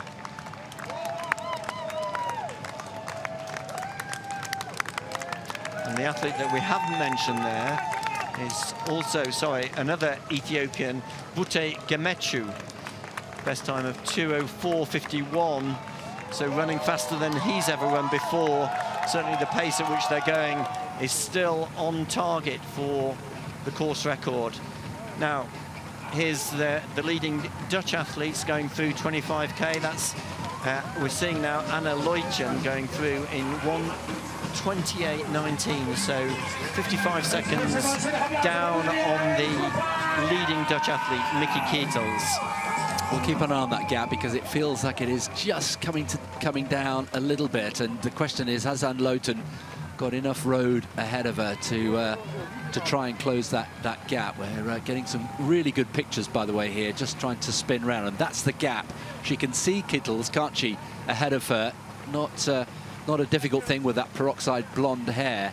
So that's the target, and Leutjen will know that. She can see her physically with the naked eye. Yeah, and it's an ambitious goal that she set herself to come back here to run her 3rd marathon of 2025. But there is a national marathon title at stake and the prize money that goes with that. So Anna Leutjen, be very interesting to see whether she can close that gap on the 1st place Dutch athlete, Mickey Keitels. Meanwhile, at the front, it's the Kenyan athlete now, Kipchumba, who is making the pace. Tsegaye Getachew and Getani Mulla, the 2 Ethiopians, tucked in 2nd and 3rd, and Bazazao Asmara again starting to struggle. We saw just a few minutes earlier he was losing contact. Then as the pace slowed, Asmara made his way back into that leading group. But now, as they head into the final 10 kilometers, that leading group down to 6 athletes, and look how comfortable Cheptegei looks. We've seen him look like that on the track. It is that loping stride,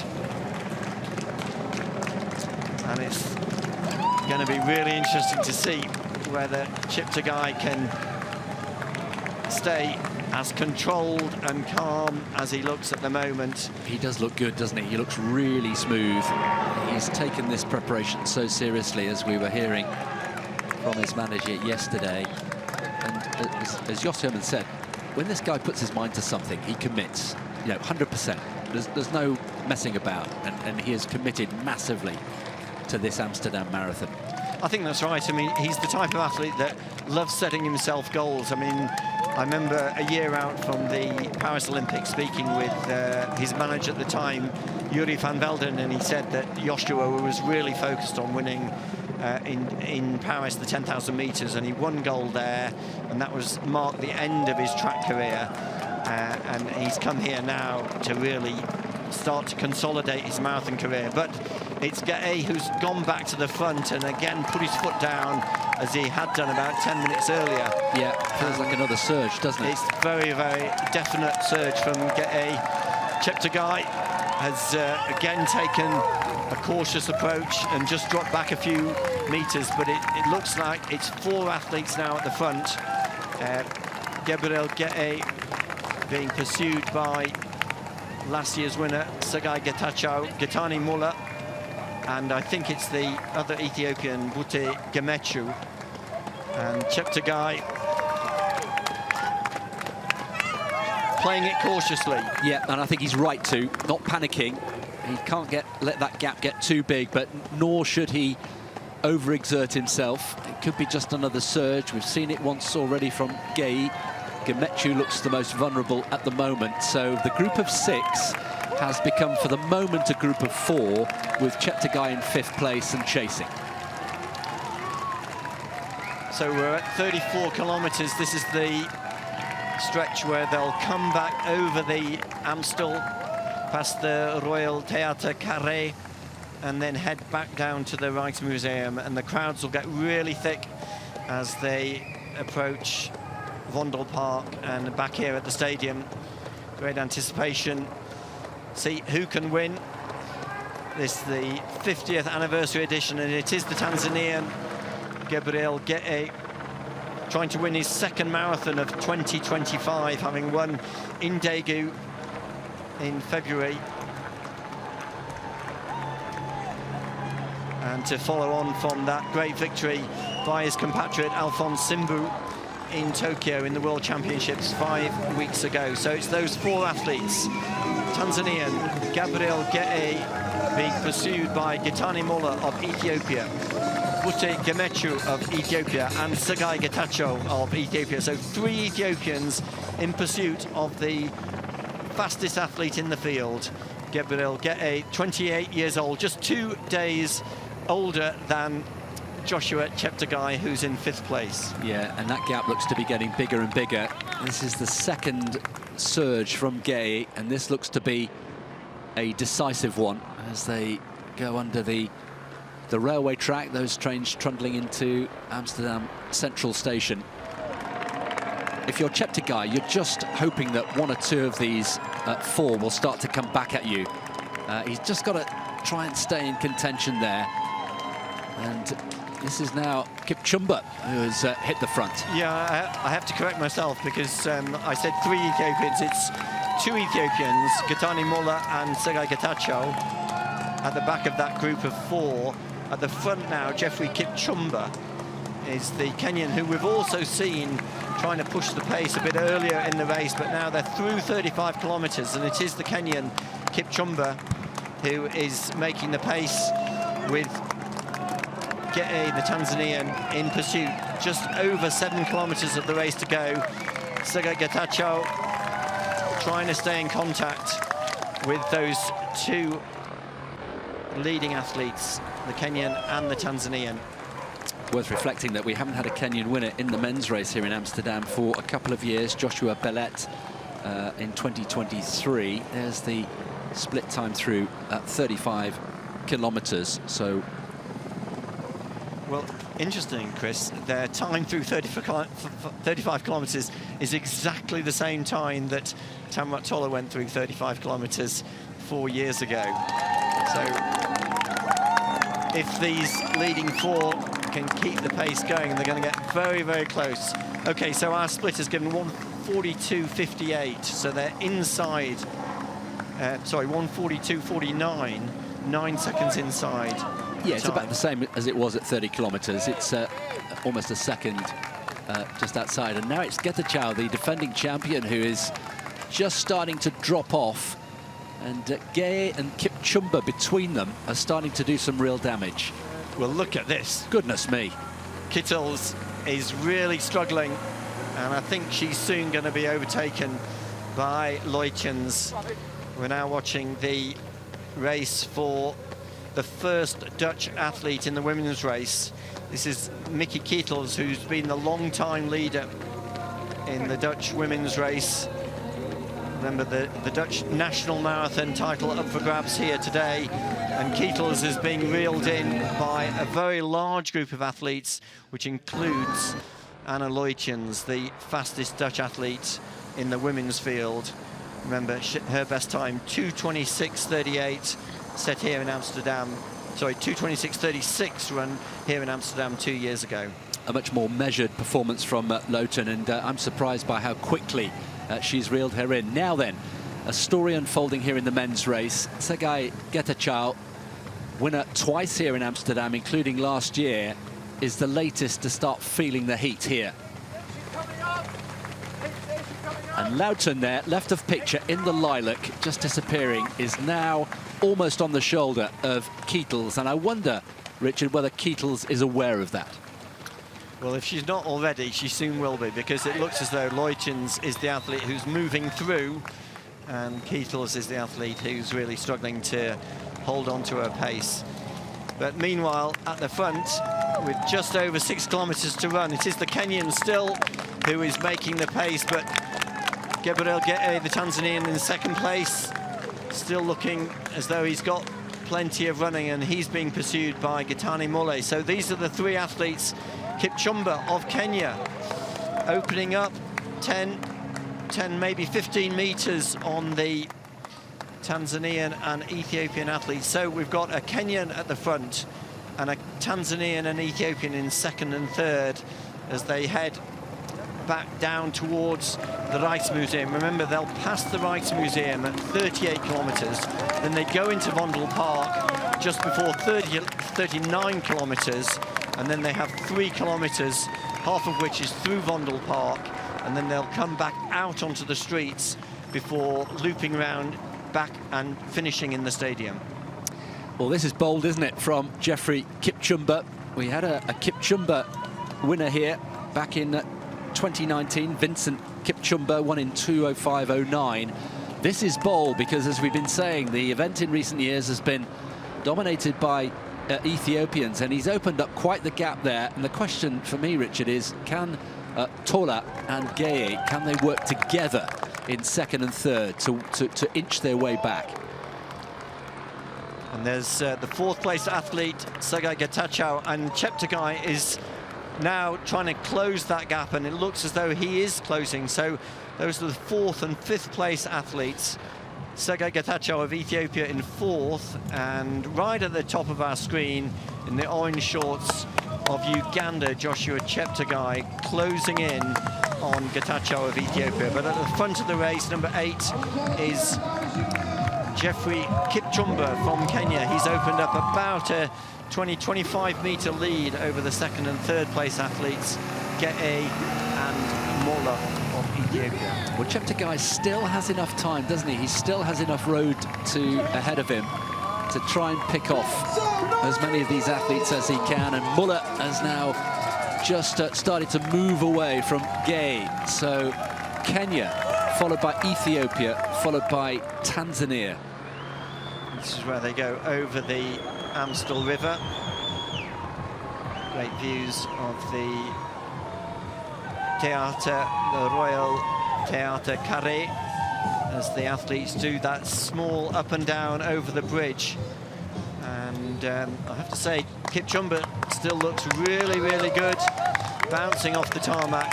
Mola in second, opening up a small gap over Gabriel Gete, who I think for the first time in this race looks as though he's having to work really hard to stay with the Ethiopian in second place, Gitani Muller, but it's Kipchumba who's slightly extending his lead. just over 5 kilometers, well, almost exactly 5 kilometers to run. Yeah, looking very good indeed. The cadence is good. He'll have Vondel Park approaching pretty quickly. And if he can maintain, has he got enough here? Gay in third, has got a target in Molla, the Ethiopian. Cheptegei, the world record holder over 5 and 10,000 meters, not out of it yet. The podium finish at the moment looking just beyond him, but a lot can happen in the final 5 kilometers of the race. Well, on occasion we've said that Amsterdam has been the springboard for these new athletes to make their name and then go on to greater things, and I just wonder whether this could be true of Kipchumba. He really came into the race as one of the lesser-known athletes, or certainly less favoured, alongside the likes of Geye and Cheptegei and last year's winner, Sergei Getachew. Gitani Muller also with a great record, stretching back to when he ran that very fast debut in Dubai 6 years ago. But it is Kipchumba who is extending his lead. And still looking good, isn't he? Still looking full of promise. The arms are working hard. Can't see any signs of stress at the moment. Has he broken the resolve of the chasing back behind him? Gay and Muller and Getachew, and a little bit further back, Cheptegei. These are some big names. There is Shukud, the leading Dutch man, running on his own. He too looking for a new personal best. 2:07.37, his lifetime best set here a few years ago. Well, he's by far, I think, far and away the leading Dutch athlete in the men's race. I think the second-placed Dutch athlete, Stan Niesten, he's got a best time of 2:10, so we're not expecting him to get near to Chugud. What we're keen to see is whether Chugud can set another personal best here in Amsterdam, as he's done a few times already in this race. Running here in Amsterdam for his 7th time. First raced here in 2015. And over the last 10 years, has slowly reduced his best time.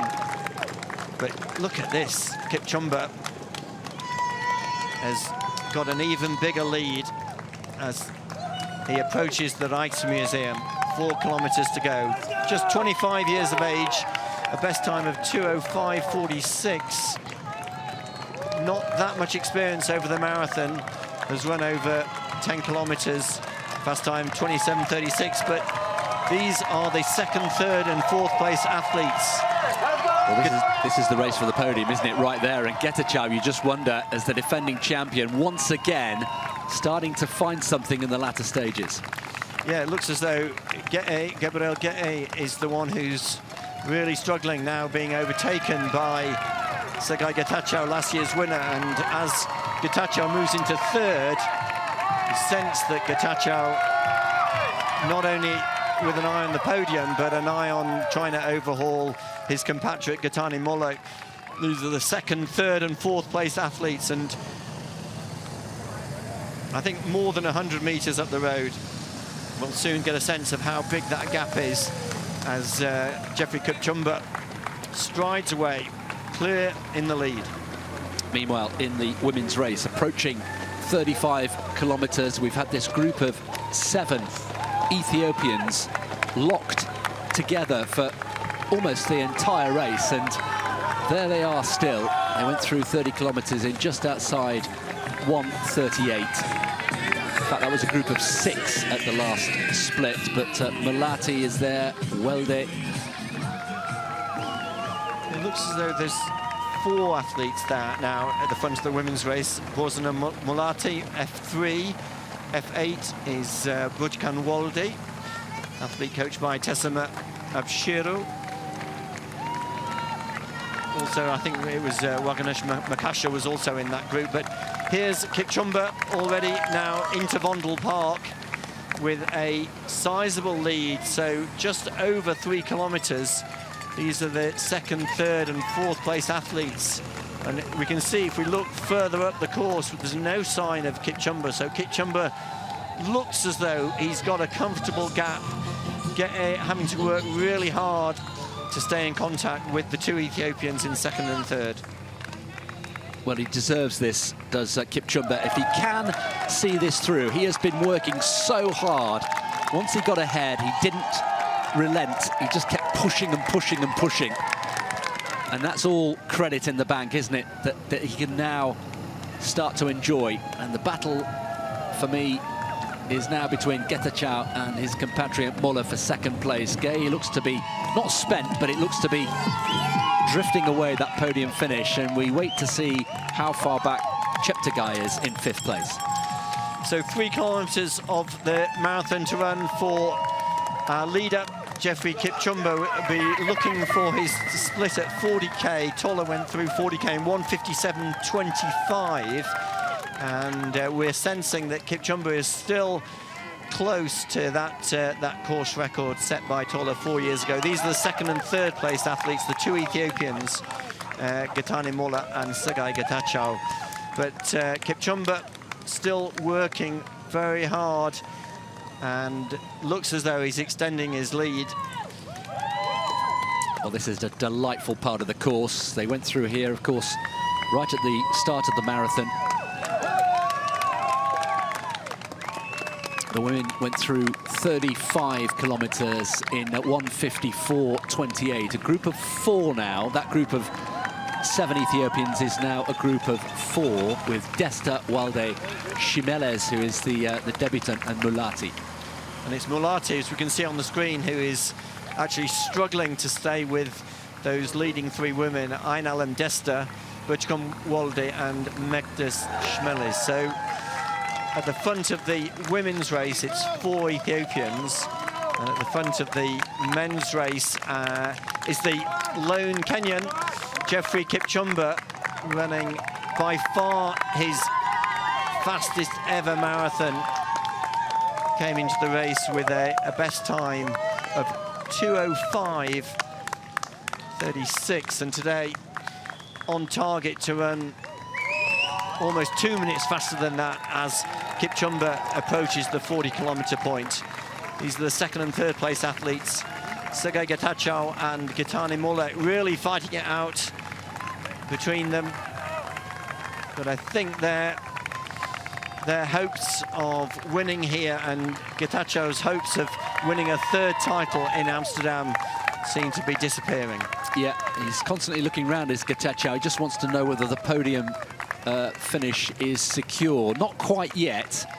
Approaching the 40-kilometer mark is Kipchumba. There he is through 40 kilometers, and very shortly he'll exit Fondle Park and take a left-hand turn, and then he's very much into the final mile or so of this Amsterdam marathon course. It really has been a bold performance here from Kipchumba, one of the lesser-known names. All the talk of Getachew and Gay and Cheptegei. Well, at the moment, he's blazed a trail, and they're all behind him. Look, can't even see them physically. There he's through 1:57.06, and he really has poured it on there, hasn't he? 19 seconds inside course record. He's on for a massive personal best, and as things stand, a new course record. This is absolutely fascinating stuff from Kipchumba. 19 seconds inside Tola's course record from 4 years ago. Remember when Tola won here in 2021, he then went on to win not only the World Championship title in Oregon in 2022, but then become the Olympic champion last year in Paris. So when Tola won here, it really set him up for his 2 big championship wins in the following 3 years. Well, Kipchumba is not only on target for a first big city win, but also could get very, very close to Tola's course record. 37 seconds his lead at 40 kilometers. That's how devastating that kick was, and surely now, with less than 2 kilometers to go, he's got this race won. The wheels would seriously have to come off here, wouldn't they, for Kipchumba to deny him this victory, and still he's working hard, really hard, even at this stage of the race. Here's the second and third place athletes. At least they've got each other for company to push each other and try and stay ahead of Gabriel Gete, the Tanzanian. And there's a quick glance back from Getachew just to check that they had that gap. And it's Kipchumba who comes out of Vondel Park. And this is a little bit a difficult part of this course because he has to navigate his way between the tram tracks. Yes, and Getachew a few years ago, didn't he, when he won in 22, said he found it quite awkward. He got his, I think, heel stuck in one of the tram tracks at one point, and it was quite painful. And there you can see Kipchumba just tiptoeing his way across the tram tracks.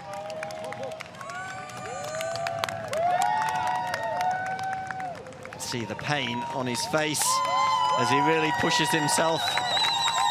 Just under a mile to go. At 1,300 meters of running. What a great run this has been. Still pushing himself. He'll have a right turn and then a left turn. And then he'll start to see the Olympic Stadium and the women's race really starting to split up. There's Mekdes Shmeles, the Ethiopian, starting to lose contact. I think it's the two Ethiopian athletes, Berchkan Wolde and Waganesh Makashai. Sorry, I think that's Einalam Desta and Berchkan Wolde right at the front. So Kipchumba, just 1 kilometre to go. And this would be the biggest win of his career, no doubt about it. It's going to be a huge personal best. And at the moment, he's on for a new course record. This was not in the conversation in the lead up to this race, not at all. With all due respect to Geoffrey Kipchumba, he wasn't being talked about. He wasn't at the press conference. And look at him continuing to work hard. It's hurting. There's a reason for that. It's not meant to be easy. And he has thoroughly deserved this victory today, assuming that he can get the job done, and the battle behind for second and third between the two Ethiopians continues. Well, we came through under this arch this morning on the bus in before the sun rose in pitch black, and here he is, 750 meters to go, less than 2 laps of the track. So the course will swing round to the left. I just hope that he doesn't follow the lead vehicle, which is going to peel off to the right. So Kipchumba with about 600 meters to run. He's got a left turn and then a right turn, which will bring him into the stadium with just over 200 meters to run. And he's being instructed by that lead motorbike correctly to go round to the left. That was the point at which last year Getachew, who's currently in third, went straight on. He's negotiated that left-hand turn beautifully, taking the inside line, and he's almost there. Let's keep an eye on the clock. Remember, the course record, 2:03.39, set by Tamarit Tolu, the Olympic champion in 2021. And now he can enjoy himself, but still he pushes on, still he pushes. And there through the arch, and any minute now, we will see him with the naked eye. We're waiting for him, along with several thousand other people inside the Olympic Stadium here in Amsterdam. What a moment this is for Geoffrey Kipchumba from Kenya. There's the battle behind for second and third between the two Ethiopians. But now the victory lap, half a lap of the track, 200 meters. Amsterdam awaits Geoffrey Kipchumba. What a surprise this is. He's going to break the course record. Remember, his personal best, 2:05.46, coming into the race today, and still he pushes on. The crowd roaring him on inside the stadium. We still don't know who will be second or third, and there he is coming through. Let's keep an eye on the clock, 2:03.39 into the last 30 meters. He's going to smash the course record. Geoffrey Kipchumba from Kenya has produced an enormous upset here. Geoffrey Kipchumba is the champion in the 50th anniversary of the Amsterdam Marathon. He has smashed his personal best and has produced a brilliant performance, a new course record. That is bold. That is really bold running by the Kenyan, and he is the marathon champion here in Amsterdam in 2025. Sensational running by Kipchumba, taking the title here. New course record being congratulated by Haile Gebrselassie, the winner here 20 years ago, and the second and third place athletes now into the home straight. Sergei Getachew just holding off Gitani Molla.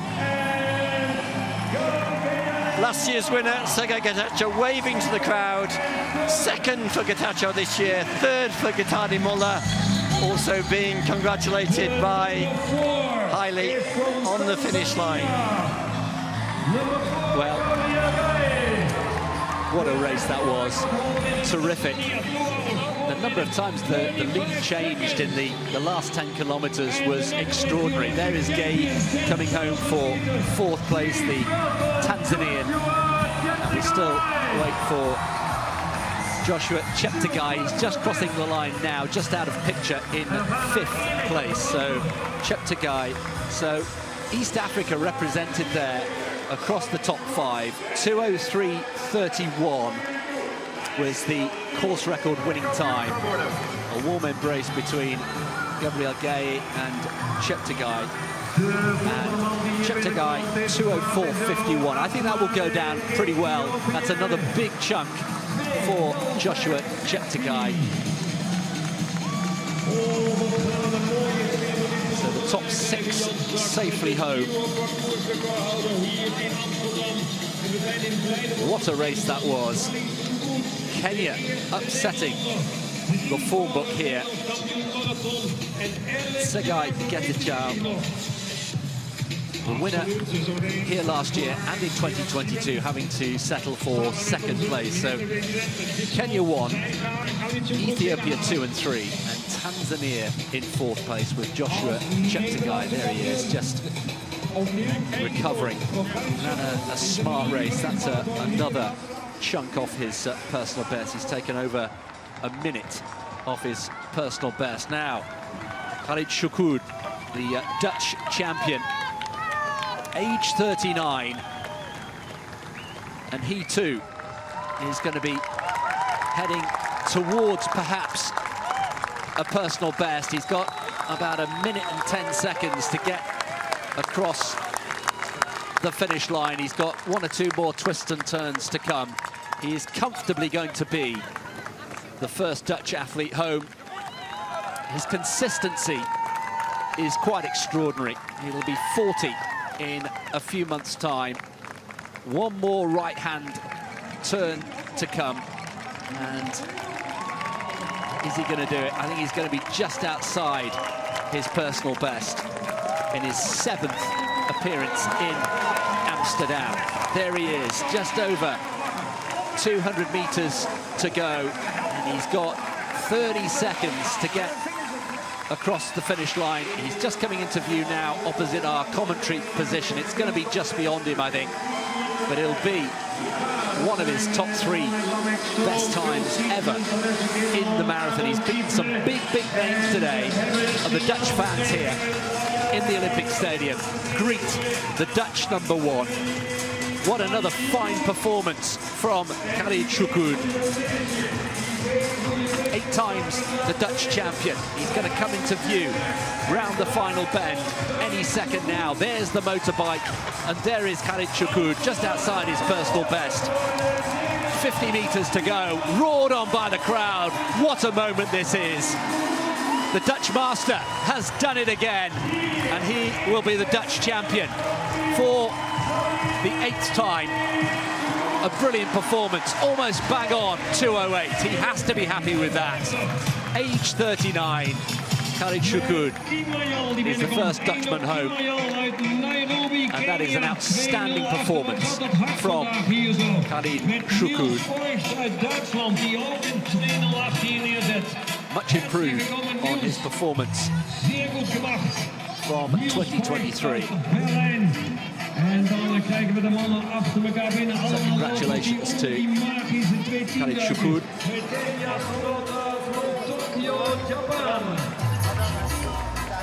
A warm embrace with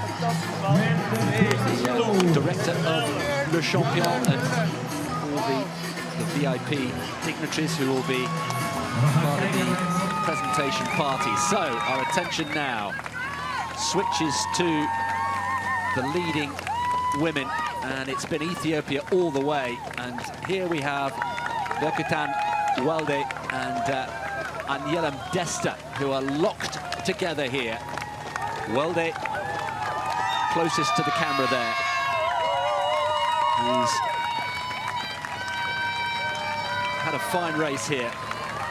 Just 21 years old. She won the Prague Marathon earlier this year in her personal best of 2:20. There she is in the red. Bertukan Welde, an excellent cross-country CV as well.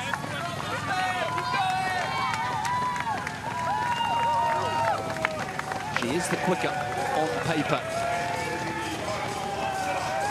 over her compatriot Anyelem Desta. She's a 2:22 runner, and there they are, stride for stride. The course record has long gone. That was never really on the cards, right from the first 5K split that we saw. So Yalamzer Halu's course record from 2024 is perfectly safe. They're into the last 8 minutes or so of running here, and they have opened up a gap, an appreciable gap, over the likes of Shimelez and Mulati and Yima, their compatriots. Approaching 40 kilometers through Fondle Park for the second time, and really starting to press on the gas here. Anyelem Desta just furthest away from the camera there, the slightly taller of the two athletes. Berkatan Welde. He was one of the athletes put up at the press conference and said that she plans to win. Very emphatic, very bold assertion. Training has gone better than ever, she said on Thursday. The male pacemakers have done a terrific job. They've still got a little bit of shelter there. They can slipstream. So Welde against Desta, who is going to come out on top here into the final 2 kilometers of this race. We'll be hearing from the winners a little bit later on in our coverage on this bright Sunday morning here. And, well, they talk about taking the gloves off and taking the fight. That was the moment when the compression sleeve came off, and Geoffrey Kipchumba thought, right, this is it. This is my moment. And when he made his break, it was absolutely decisive. It was a sensational last 10 kilometers from the Kenyan. Geoffrey Kipchumba, the first Kenyan to win for a couple of years. It's been very much dominated by Ethiopia in the last few years here in Amsterdam. But today, it was Kenya's day. And there was that winning moment. Geoffrey Kipchumba. A new course record, a terrific performance, and a massive personal best. 2:03.31, beating Tamarit Tola's mark of 4 years ago. Out of Fondle Park, Welde, Nano. Oh my goodness, they're all over the place. They didn't know which way to go. There was a choice. The course splits, and one athlete went one way, and the other went the other, but actually it's not been particularly decisive. Now it's all about negotiating these rather awkward tram tracks. Here it is again, a little bit of indecision. Even the pacemakers didn't really know, and it was actually Desta who went the slightly longer way round, and then they met up again. Now they're back together, and they're into the final kilometre and a half. There is Desta. Now then, she's made a push for home, and Welde now is chasing. Anyelem Desta, who was only the 9th fastest athlete in this field. There is Welde, and now there's a little gap opened up of about 5 or 6 meters. And Welde has got to respond here.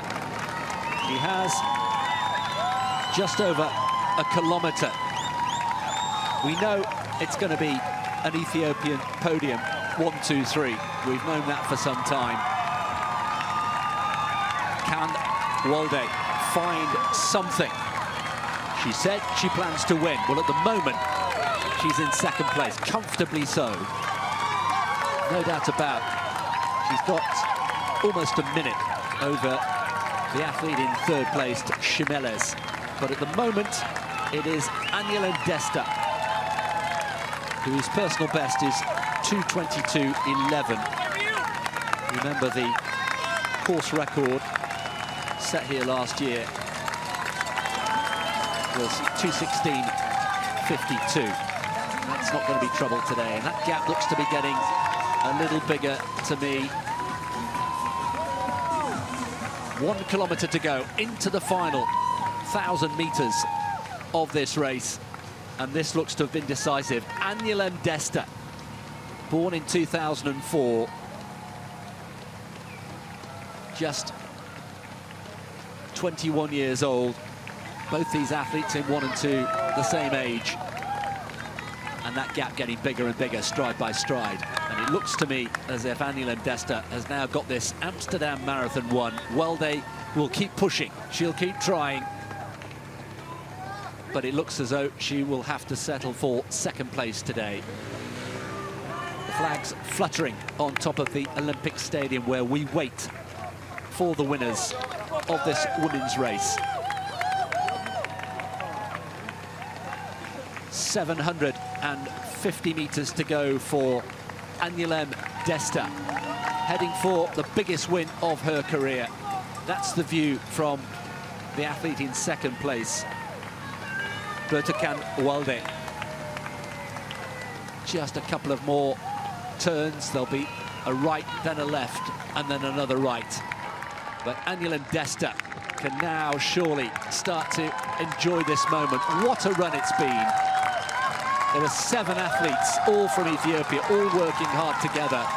And now she's regained the spring in her step. There is the right turn, then the left turn. Make sure you turn left. Don't go straight on like Getachew did last year.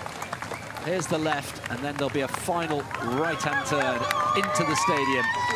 And we're looking at the arch from the streets as they come into the stadium. Just moving away to the right in anticipation of that right turn. Great crowds on the streets of Amsterdam yet again in its 50th anniversary. A real special buzz about the city in 2025, the 750th anniversary of the city of Amsterdam. They've come out in great number today, and here is Aniela Desta about to enter the stadium. People are on their feet all around us, left and right and opposite, all wrapped up in their autumn clothes. And here she comes, Aniela Desta, into the stadium. 200 meters to go. She is going to smash her personal best. She's not that far outside the course record, in truth. It's been a terrific run here. Really has. Aniela Desta still with male company, pushing hard into the final bend. Less than 50 meters to go. She should come inside 2 hours, 18 minutes. She will knock off a good 3 minutes from her personal best. And Aniela Desta is the winner of the Amsterdam Marathon, the women's marathon in 2025, just outside 2:17:30. What a win for Aniela Desta in Amsterdam in its anniversary year. Congratulations to Aniela Desta. Yeah, and I think he was looking down on her today. That was a terrific performance. And the second place goes to Bertakan Welday, Ethiopian. In the end, it was a straight shootout between the two of them, and it was Desta who came through to take the win. So we await the arrival of our third woman. Last we heard it was Nikidis Shimeles. Hier over de finish, Pim Bijl van PAC.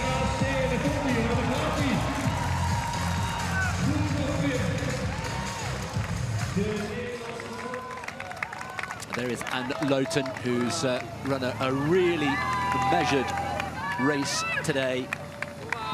At one stage, she was well over a minute down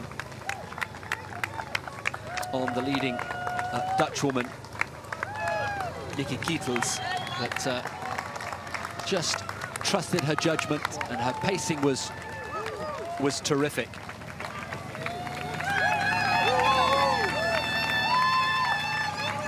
And Anne Lowton in Fondle Park, the leading Dutch woman, the Dutch champion before today. The Dutch Championships also at stake here today, remember.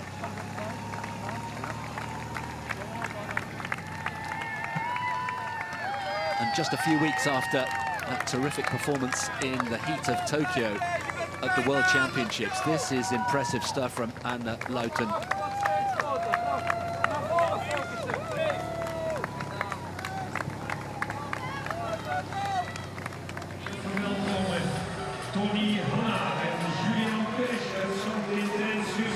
And Chimelles. Kennis Chimelles is the third place finisher in the women's race here in Amsterdam in 2025, just inside 2:20 for Chimelles on her debut. Terrific debut from the Ethiopian. So an Ethiopian podium yet again here in Amsterdam. So the top three home, and our next arrival will be, from a domestic point of view, the Dutch champions, and that's how hard it is, even for the very best in elite marathon running. So Anne Lowton,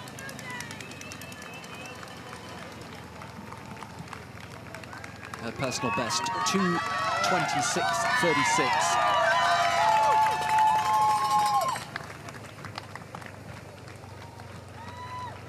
Set here in 2023. She has just over 2 kilometers to go.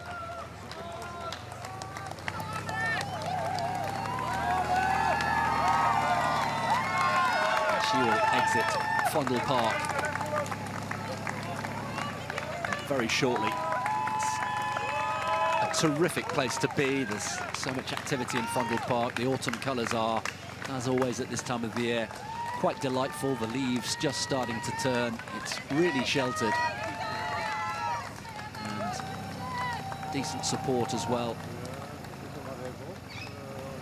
There'll be a left-hand turn as she exits the park. Looking a little tired, but maintaining her rhythm quite nicely there. Mickey Kietels, who went off very quickly indeed, and has dropped back. In fact, we're just wondering whether she's actually stepped off the track, but it's now Jill Holterman on her debut here in Amsterdam, who is the second Dutch woman in the national championships. So 1,800 meters to go for Anne Lowton,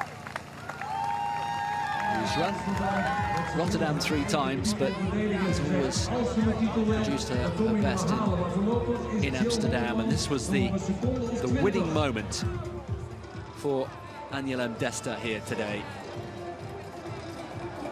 As they came out of Fondle Park, there was some confusion as to which way they should go, left or right of the barrier. Anja Desta took the right-hand fork, and in the end was able to hold off the challenge of Bertakan Walde. And Lowton then out of Fondle Park. Here the crowds start to thicken quickly. Really good atmosphere on the streets today. She's instantly recognizable. Surely she can raise a smile at some stage as she maybe enters the stadium. She's having to work really hard. This has been tough, no doubt about it. Jill Holterman is the chasing athlete behind her. And Mickey Kietel just maybe getting her pacing judgment slightly off key today. Keeping clear of those tram tracks. No trams running in this part of the course today, of course. Today, the city of Amsterdam, in its 750th year, has been taken over by the marathon, celebrating its 50th anniversary. Dual celebrations in Amsterdam today. Congratulations to the pacemaker, has done a great job. He's been by Anne Loughton's side for pretty much the whole race, and now Anne Loughton acknowledging the crowd and getting some terrific support. She is a popular figure in these parts. Great environmentalist. Has spent time in the US studying and spent 2 years at Utrecht University. And there is the gap. Mickey Keitels still in the race, but has dropped off quite markedly. Remember, Mickey Keitels for much of the race was the leading Dutch woman, but you just sensed that she'd gone off too hard, and she was over a minute ahead of Anne Loughton at one stage, but then that gap came under a minute, and then very quickly, quite dramatically actually, the gap was almost whittled away to nothing. And then, as we saw live in pictures, Anne Loughton just appeared on the shoulder of Mickey Keitels, who, if she didn't already know, would have got the shock of her life.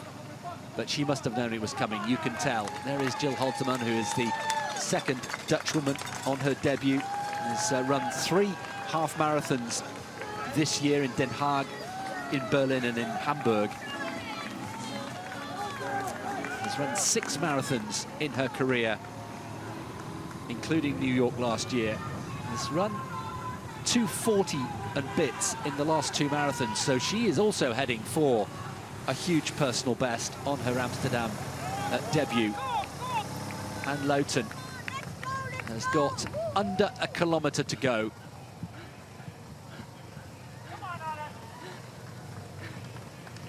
Really continues to work hard here. This is tough, even for the very best in the business. 750 meters to go. She can almost smell the Olympic Stadium. The elite men continue to come over the finish line. Still a trickle of male finishers, but Anne Loughton will get a terrific reception. Now she can relax. Just over half a kilometre to go. It will feel a lot more than that. The pacer doing more than just the pacing, trying to whip up the crowd. Here's the left-hand turn. Don't go straight on Anne, she knows the course. The left here, and then the right, and then the stadium, and then you know you've done it. And the stadium, the Olympic Stadium, which hosted the first marathon in 1928.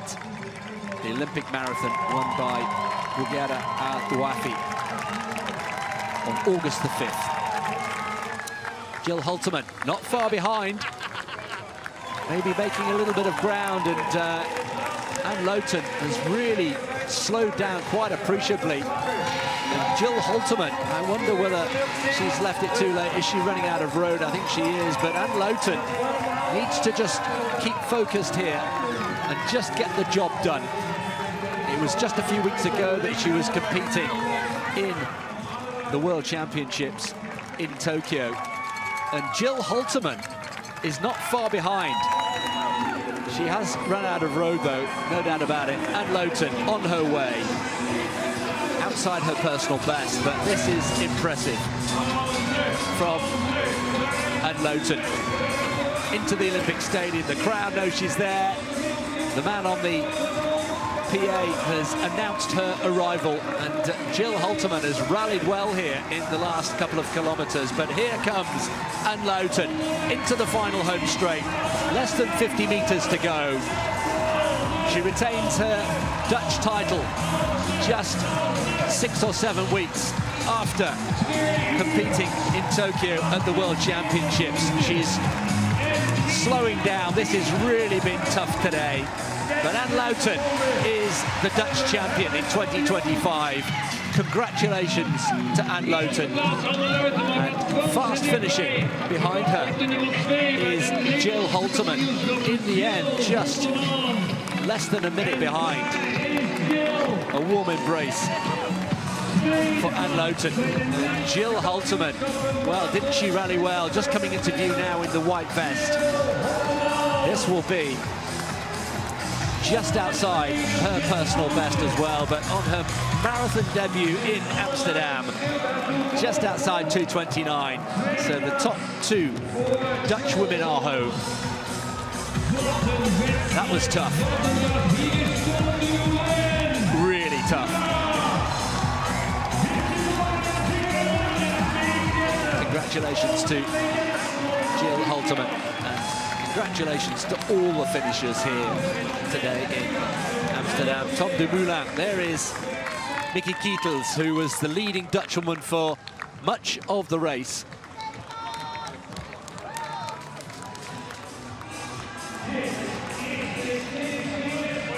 So the winning time, a reminder, Aniela Desta, 2:17.37.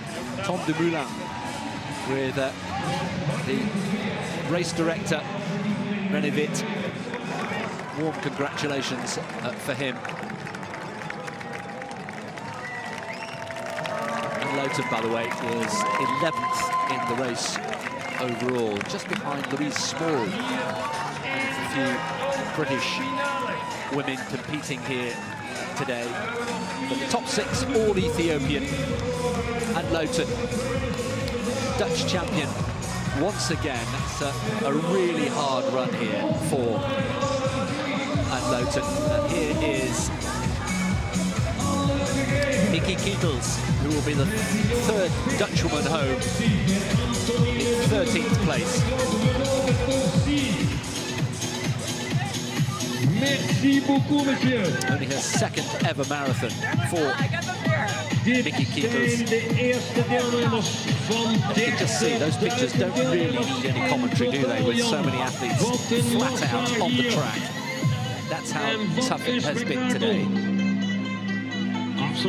Nikki Kietels with the blonde hair coming into the home straight, raising a smile. Getting a great reception. Nikki Kietels finishes only her second marathon in 2:31 and 20-something. A fine hand from Anne Lowton. Remember, she led Lowton by over a minute at one stage. She made a contribution to the wonderful book that we've been mentioning, Finishers One. So they're the top three Dutch women. Nikki Kietels coming home in third place, and Lowton 2:28.28. Almost 2 minutes outside her lifetime best, but bear in mind and thank you very much to all the pacemakers. That's a wonderful thing. Brilliant. Thoroughly enjoyed. The satisfaction will be enormous. De dames gaan de vierde plaats pakken hier. Presentations, of course, will be coming up a little bit later on. There's René Witt, the race director from Le Champion, the not-for-profit organisation who took over the organisation and running of this terrific marathon. There is the central station. And a reminder here of the top 10. Phil Sisman coming in the top 10 here for Great Britain. 2:03.30, a new course record for Jeffrey Kipchumba from Kenya. A surprise result today. Last year's winner, Tsege Getachew, in second place, and Getne Bola from Ethiopia in third place, with the great Haile Gebrselassie on the finish line.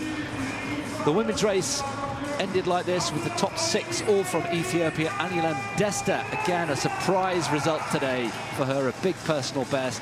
Berkatan Walde coming home in second, and Makidis Shimeles on debut coming home for third place ahead of Makasha and Mulu. And just outside that top 10 in 11th place was Anne Lowton, the first Dutch woman home.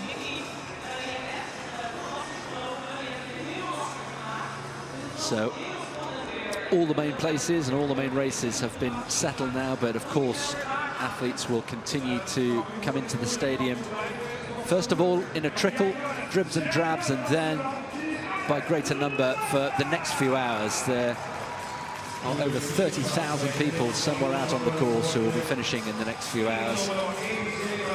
Many of them running for the first time. This is not just, of course, about elite marathon running. It's about people running for personal reasons, maybe in memory of loved ones, raising money for worthy causes, for charity, maybe setting themselves a lifetime goal, a bucket list thing to do.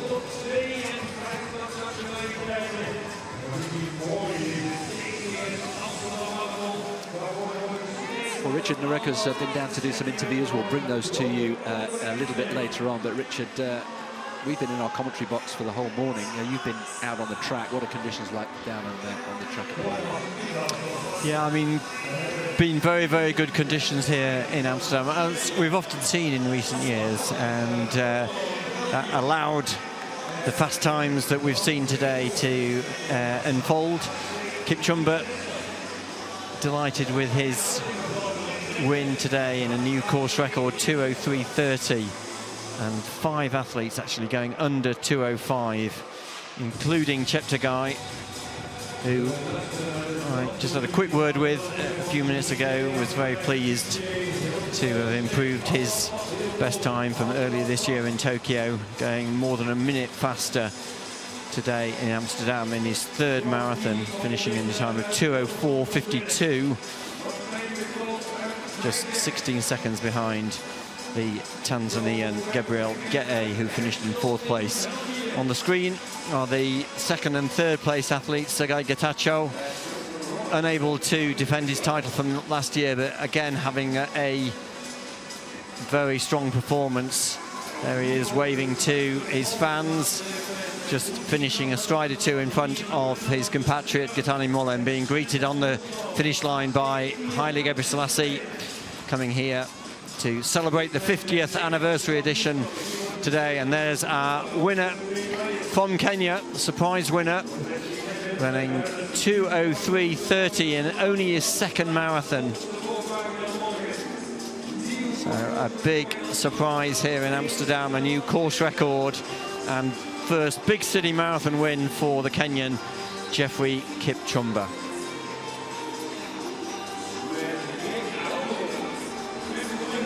Yeah, terrific racing as well as terrific times. The last 12 kilometres up that men's race was really absorbing, with Gabriel Gete making those surges, Cheptegei keeping in contention. Getachew, it looked as though he might retain his title at one stage, but then when Kipchumba made his move, it was really decisive.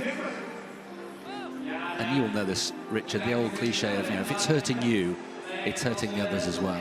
And you could tell it hurt him, but he kept pushing. He did over that last 10 kilometres. He broke clear, and he could have just probably stayed in front by 100, 150 metres, but he kept on extending his lead, and it was that real effort over the final few kilometres through Vondel Park that saw him come home in a new course record. Just to review some of the other fast times run by the leading male athletes. Aaron Kifle from Eritrea running a best time of 2:07:12 in 8th position. Phil Sessamon smashing his best time, running 2:07:18, and is planning to run another marathon in 7 weeks' time in Valencia. What a great run for him today, improving his best time by 46 seconds from his time in Seville 18 months ago. And Khalid Chukut, the leading Dutch athlete in the men's race, finishing in 13th position in the time of 2:08:00, just half a minute outside his best time. That was Ximenez who finished 3rd in the women's race, and well, Walde was right in contention there up until the exit of Vondel Park for the 2nd time, but it was this woman, Desta, who made her mark, and when she made her move, it was it was a decisive one. No surprise that Ethiopia dominated the top 6 positions. Rose Chilimo, by the way, from Bahrain, coming home in 7th place. The leading non-Ethiopian in the women's race. But very fast times also in the women's race. I mean, we were expecting a time of around 2:18, 2:19. They went through the halfway, the leading female athletes, in 69:11. But the first 2 athletes, Ayn Alam Desta and Berçkan Walde, running very strong negative splits, with Ayn Alam finishing in 2:17.37, just 19 seconds in front of second place Berçkan Walde, who finished with a time of 2:17.56. So the first 2 athletes under 2:18, and the third place athlete just under 2:20 in a time of 2:19.56. That was Mekles Shmeles, also of Ethiopia.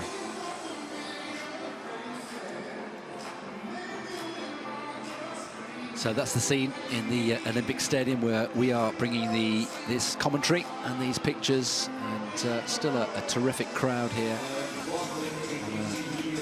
A really pleasant Sunday morning in mid-October. And the men's and women's elite still continuing to come over the finish line. We're in very good club runner territory here. The live clock at 2 hours 40. Khalid Shukud. I mean, Mr. Consistency, Richard, you have to say. He just comes back year after year, doesn't he? And he's retained his Dutch title impressively again today. Yeah, we've been talking about the age at which marathon runners reach their peak. Well, Shukud is now 39 years old and wasn't far off his best time today in his 7th appearance here in Amsterdam, clocking a time of 2 hours and 8 minutes exactly. So just 23 seconds off his best time run in Valencia 2 years ago. No Dutch record for Shukud today, but another Dutch national title. Remember, Amsterdam today staging the Dutch National Marathon Championship, with Shukud winning the men's race, and there's the winner of the women's Dutch National Marathon title, Anna Leutjen, following up a very strong performance in the World Championships 5 weeks ago, where she was 17th. Today, Anna finished 11th overall, and just in front of compatriot Jill Holterman, with Mickey Ketels, the 3rd Dutch female athlete across the line. Leutjen's time, 2:28.28, a couple of minutes off her best time, set here 2 years ago. And Richard, you were doing the interviews at the time, but actually, if the race had had another half kilometre, Holterman would have caught her. And Leutjen just had enough in the tank and just had enough to come home, but the margin between the two was actually, in the end, only about 30 seconds. Holterman looked the fresher as she came into the stadium. She was gaining on Leutjen consistently. Yeah, interesting, just looking at their split times, that Holterman did run a negative split going through halfway in 1:14.49, but running the second half about 20 seconds faster than that, coming home in 2:29.02. And as you say, Chris, a very impressive performance by her, Holterman, the first time that she's gone under 2 hours and 30 minutes since her run in Enschede 4 years ago.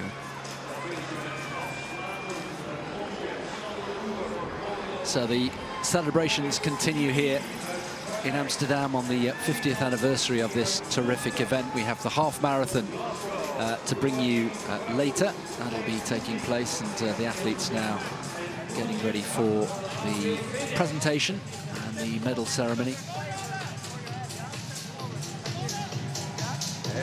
It's a quick turnaround, isn't it, for the athletes? But they'll be going crazy, won't they, in Nairobi today, because all the talk was of the likes of Cheptegei from Uganda, or Getachew from Ethiopia, or Gei from Tanzania. And in the end, it was a Kenyan. Yeah, we thought it would come down to a battle between the Ugandan Cheptegei, the Tanzanian Gei, and this athlete, Tsegay Getachew. Probably started as the favourite, having won here 2 years on 2 previous occasions. But it was the lesser-known Kenyan athlete, Jeffrey Kipchumba, who has taken the title today. From Ethiopia, So third place in the end, Getane Mola, who had a real battle with his compatriot Getachew on his maiden marathon in Dubai in 2019, and here he is on the podium in Amsterdam in 2025. Of the city of Amsterdam. In second place with a final time of 2:04.18, also representing Ethiopia, two-time winner Tsegay Getachew. Well, it's pretty good consistency, isn't it, from Tsegay Getachew, aiming to win here for the third time in 4 years. Just coming up short, but he won the battle for second, and that was an absorbing contest. And now, ladies and gentlemen, with a final time. But who would have thought? Who would have predicted this? 2:03.30. Your attention, your respect and applause for the winner of the TCS Amsterdam Marathon from Kenya, Jeffrey Kipchumba. Wow, what a moment. The best moment of his marathon career, no doubt about it. 2:03.30. The course record that was set up, all the pacing was set up with that in mind, wasn't it? But it still had to be delivered. And Jeffrey Kipchumba with a massive personal best. He's taken over 2 minutes off his lifetime best. And that's the mark to beat in 2026. There it is, 2:03.30. Yeah, and Kipchumba ran a very strong negative split, went through halfway, 62.15. And the second half was running a minute faster, 61.15, to bring him home with a finishing time of 2:03.30. So very impressive finishing from the Kenyan Kipchumba, the new champion here in Amsterdam for the 50th anniversary edition. And so the top 3 finishers in the women's race, all Ethiopian. Third place with a final time of 2:19.56. From Ethiopia, it's Mekides Shirine. Well, that's not a bad debut, is it? First ever marathon of her career. She was a 68.17 half marathon runner, which was in Den Haag in March this year. So the Netherlands shaping up to be one of her lucky places, and that third place was a terrific performance today. 17:56. Also from Ethiopia, it's Bertukan Lole. Well, Bertukan, well, they said at the press conference on Thursday, I'm here to win. Came up just short, but she wasn't far off, was she? Training, she said, had gone better than ever before.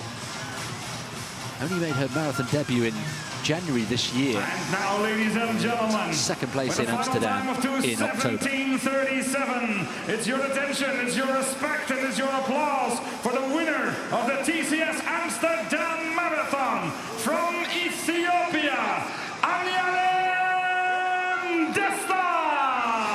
Well, Anyalem Desta, destiny, it seems, was the top step of the podium today.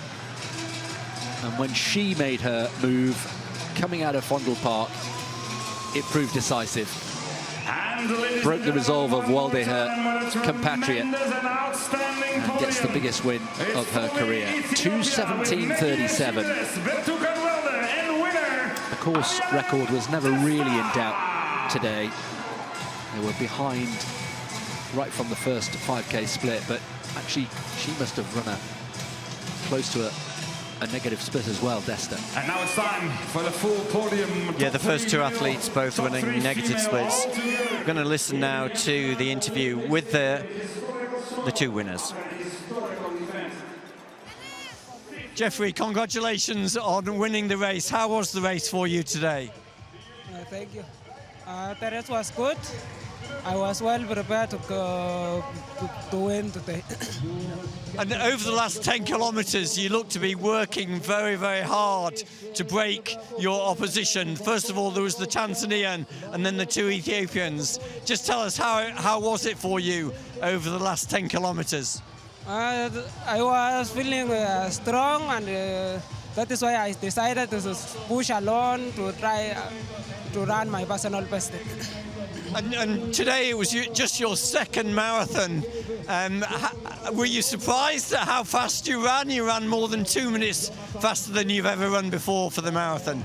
Yes, I'm surprised because to run my personal best.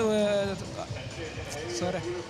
Well, Jeffrey, we're really pleased for you, and congratulations again on becoming the winner in a new course record. Thank you so much. So I'm still excited.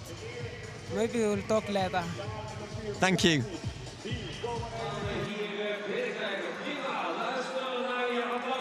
Amsterdam Marathon aşınafış. Wudidir indet nubba. Aynalım, congratulations on winning the Amsterdam Marathon. How was the competition for you today? እጅግ በጣም አርጌ ጌታ ኢየሱስን ስለረዳኝ አቅም ስለሆነኝ እግዚአብሔርን እጅግ በጣም አርጌ አመሰግናለሁ በመጀመሪያ በመቀጠል ደግሞ እግዚአብሔር ረድቶኝ ስላሸነፍኩኝ እጅግ በጣም ደስ ብሎኛል እንደገና ደግሞ የሚያሰለጥነኝ አሰልጣኝንም ደግሞ ስላኮራው ካምፓኒዬንም ደግሞ እጅግ በጣም አርጌ አመሰግናለሁ ደስ ብሎኛል የመጀመሪያዬ ነው ይሄንን ሰዓት ስሮጥ ሶስተኛ ማራቶኔ ነው እግዚአብሔር እጅግ በጣም ረድቶኝ የኛው ደግሞ በአምስተርዳም ጥሩ ማራቶን ጥሩ ሰዓት ሮጫለሁ እግዚአብሔር ይመስገን ለሚቀጥለው ደግሞ እግዚአብሔር ወዶና ፈቅዶ ደግሞ ተሻለ ሰዓት ሮጣለሁ ብዬ ከእግዚአብሔር ጋር ተስፋ አደርጋለሁ ተመልካቾች ደግሞ እጅግ በጣም ደስ ይላሉ በጣም ሞራል ሲሰጡን ነበር በጣም እጅግ በጣም አድርጌ አመሰግናለሁ So I'd like to say thank you to God for helping me win. I'd like to say thank you to my managers for helping me to win. I'm very happy to have won and to run my best time here. Yetashal Asat Sila Roch Muni Sabashal. The fact that you ran your best time here, how does that feel? እግዚአብሔር ረድቶኝ ያው ለዚህ ውድድር በጣም ተዘጋጅቼ ነበር ከእግዚአብሔር ጋር እና ያው ያሰብኩት ማለት ለጊዜው ያሰብኩት ተሳክቶልኛል ደስ ብሎኛል ይሄንን ሰዓት በመሮጤ እዚህም ስለተጋበዝኩኝ ደስ ብሎኛል አመሰግናለሁ So I really prepared hard for this race and I thought I could run a good time so I'm really happy and thankful that it all came good today. And you would it munged would it tamakachoch muni yinsamishalna in that dayish how did you see the spectators on the course and the whole atmosphere on the course today? ያው ተመልካቾች በጣም ደስ ይላሉ ሞራል ሲሰጡን ነበር ከጎናችን ነበሩ እጅግ በጣም አርጌ አመሰግናለሁ Yeah, I want to thank the spectators for all the encouragement they gave me. There was a great atmosphere on the course. Ainalam, many congratulations. Thank you. Oh, terrific to see so many smiling faces. The two winners there with their thoughts on their performances today as the finishers continue to flow over the finish line here in the Olympic Stadium here in Amsterdam. Well, our time with you is just about up. Just time before we go to get a final thought from Richard Nerurka on today's proceedings. Richard, it's delivered again, hasn't it, on its 50th anniversary. Just your final highlights today. Well, the organisers will be delighted to have seen another course record here in Amsterdam, beating the time of Tamrat Tola, and I think Kipchumba has really made his mark by winning here in a new course record, and I think people will be looking out for him in the future. Another great day for the event with so many participants finishing the race, still pouring into the stadium, and I'm sure we'll be enjoying their moments of elation over the coming hour as more and more come into the stadium, with over 30,000 runners running here, the special 50th anniversary edition. Well, just as we leave you, just time to bring you the celebration and applause for Anne Lowton, who has retained her Dutch title. It was hard work, but she fought it really well and paced it brilliantly. Nikki Kietel there on her left led the Dutch race for much of the entire course, and Jill Halterman there was fast finishing in the end. They're the top three Dutch women, Lowton from Halterman from Ketels. So terrific domestic competition. So on that note, it's time for us to say goodbye. Thank you very much for your company on this very special day here in Amsterdam. I think Amsterdam has delivered once again in its 50th year. We hope you've enjoyed our coverage. From Richard, from me, Chris Dennis, and the entire team. We'll see you again in 2026. Goodbye.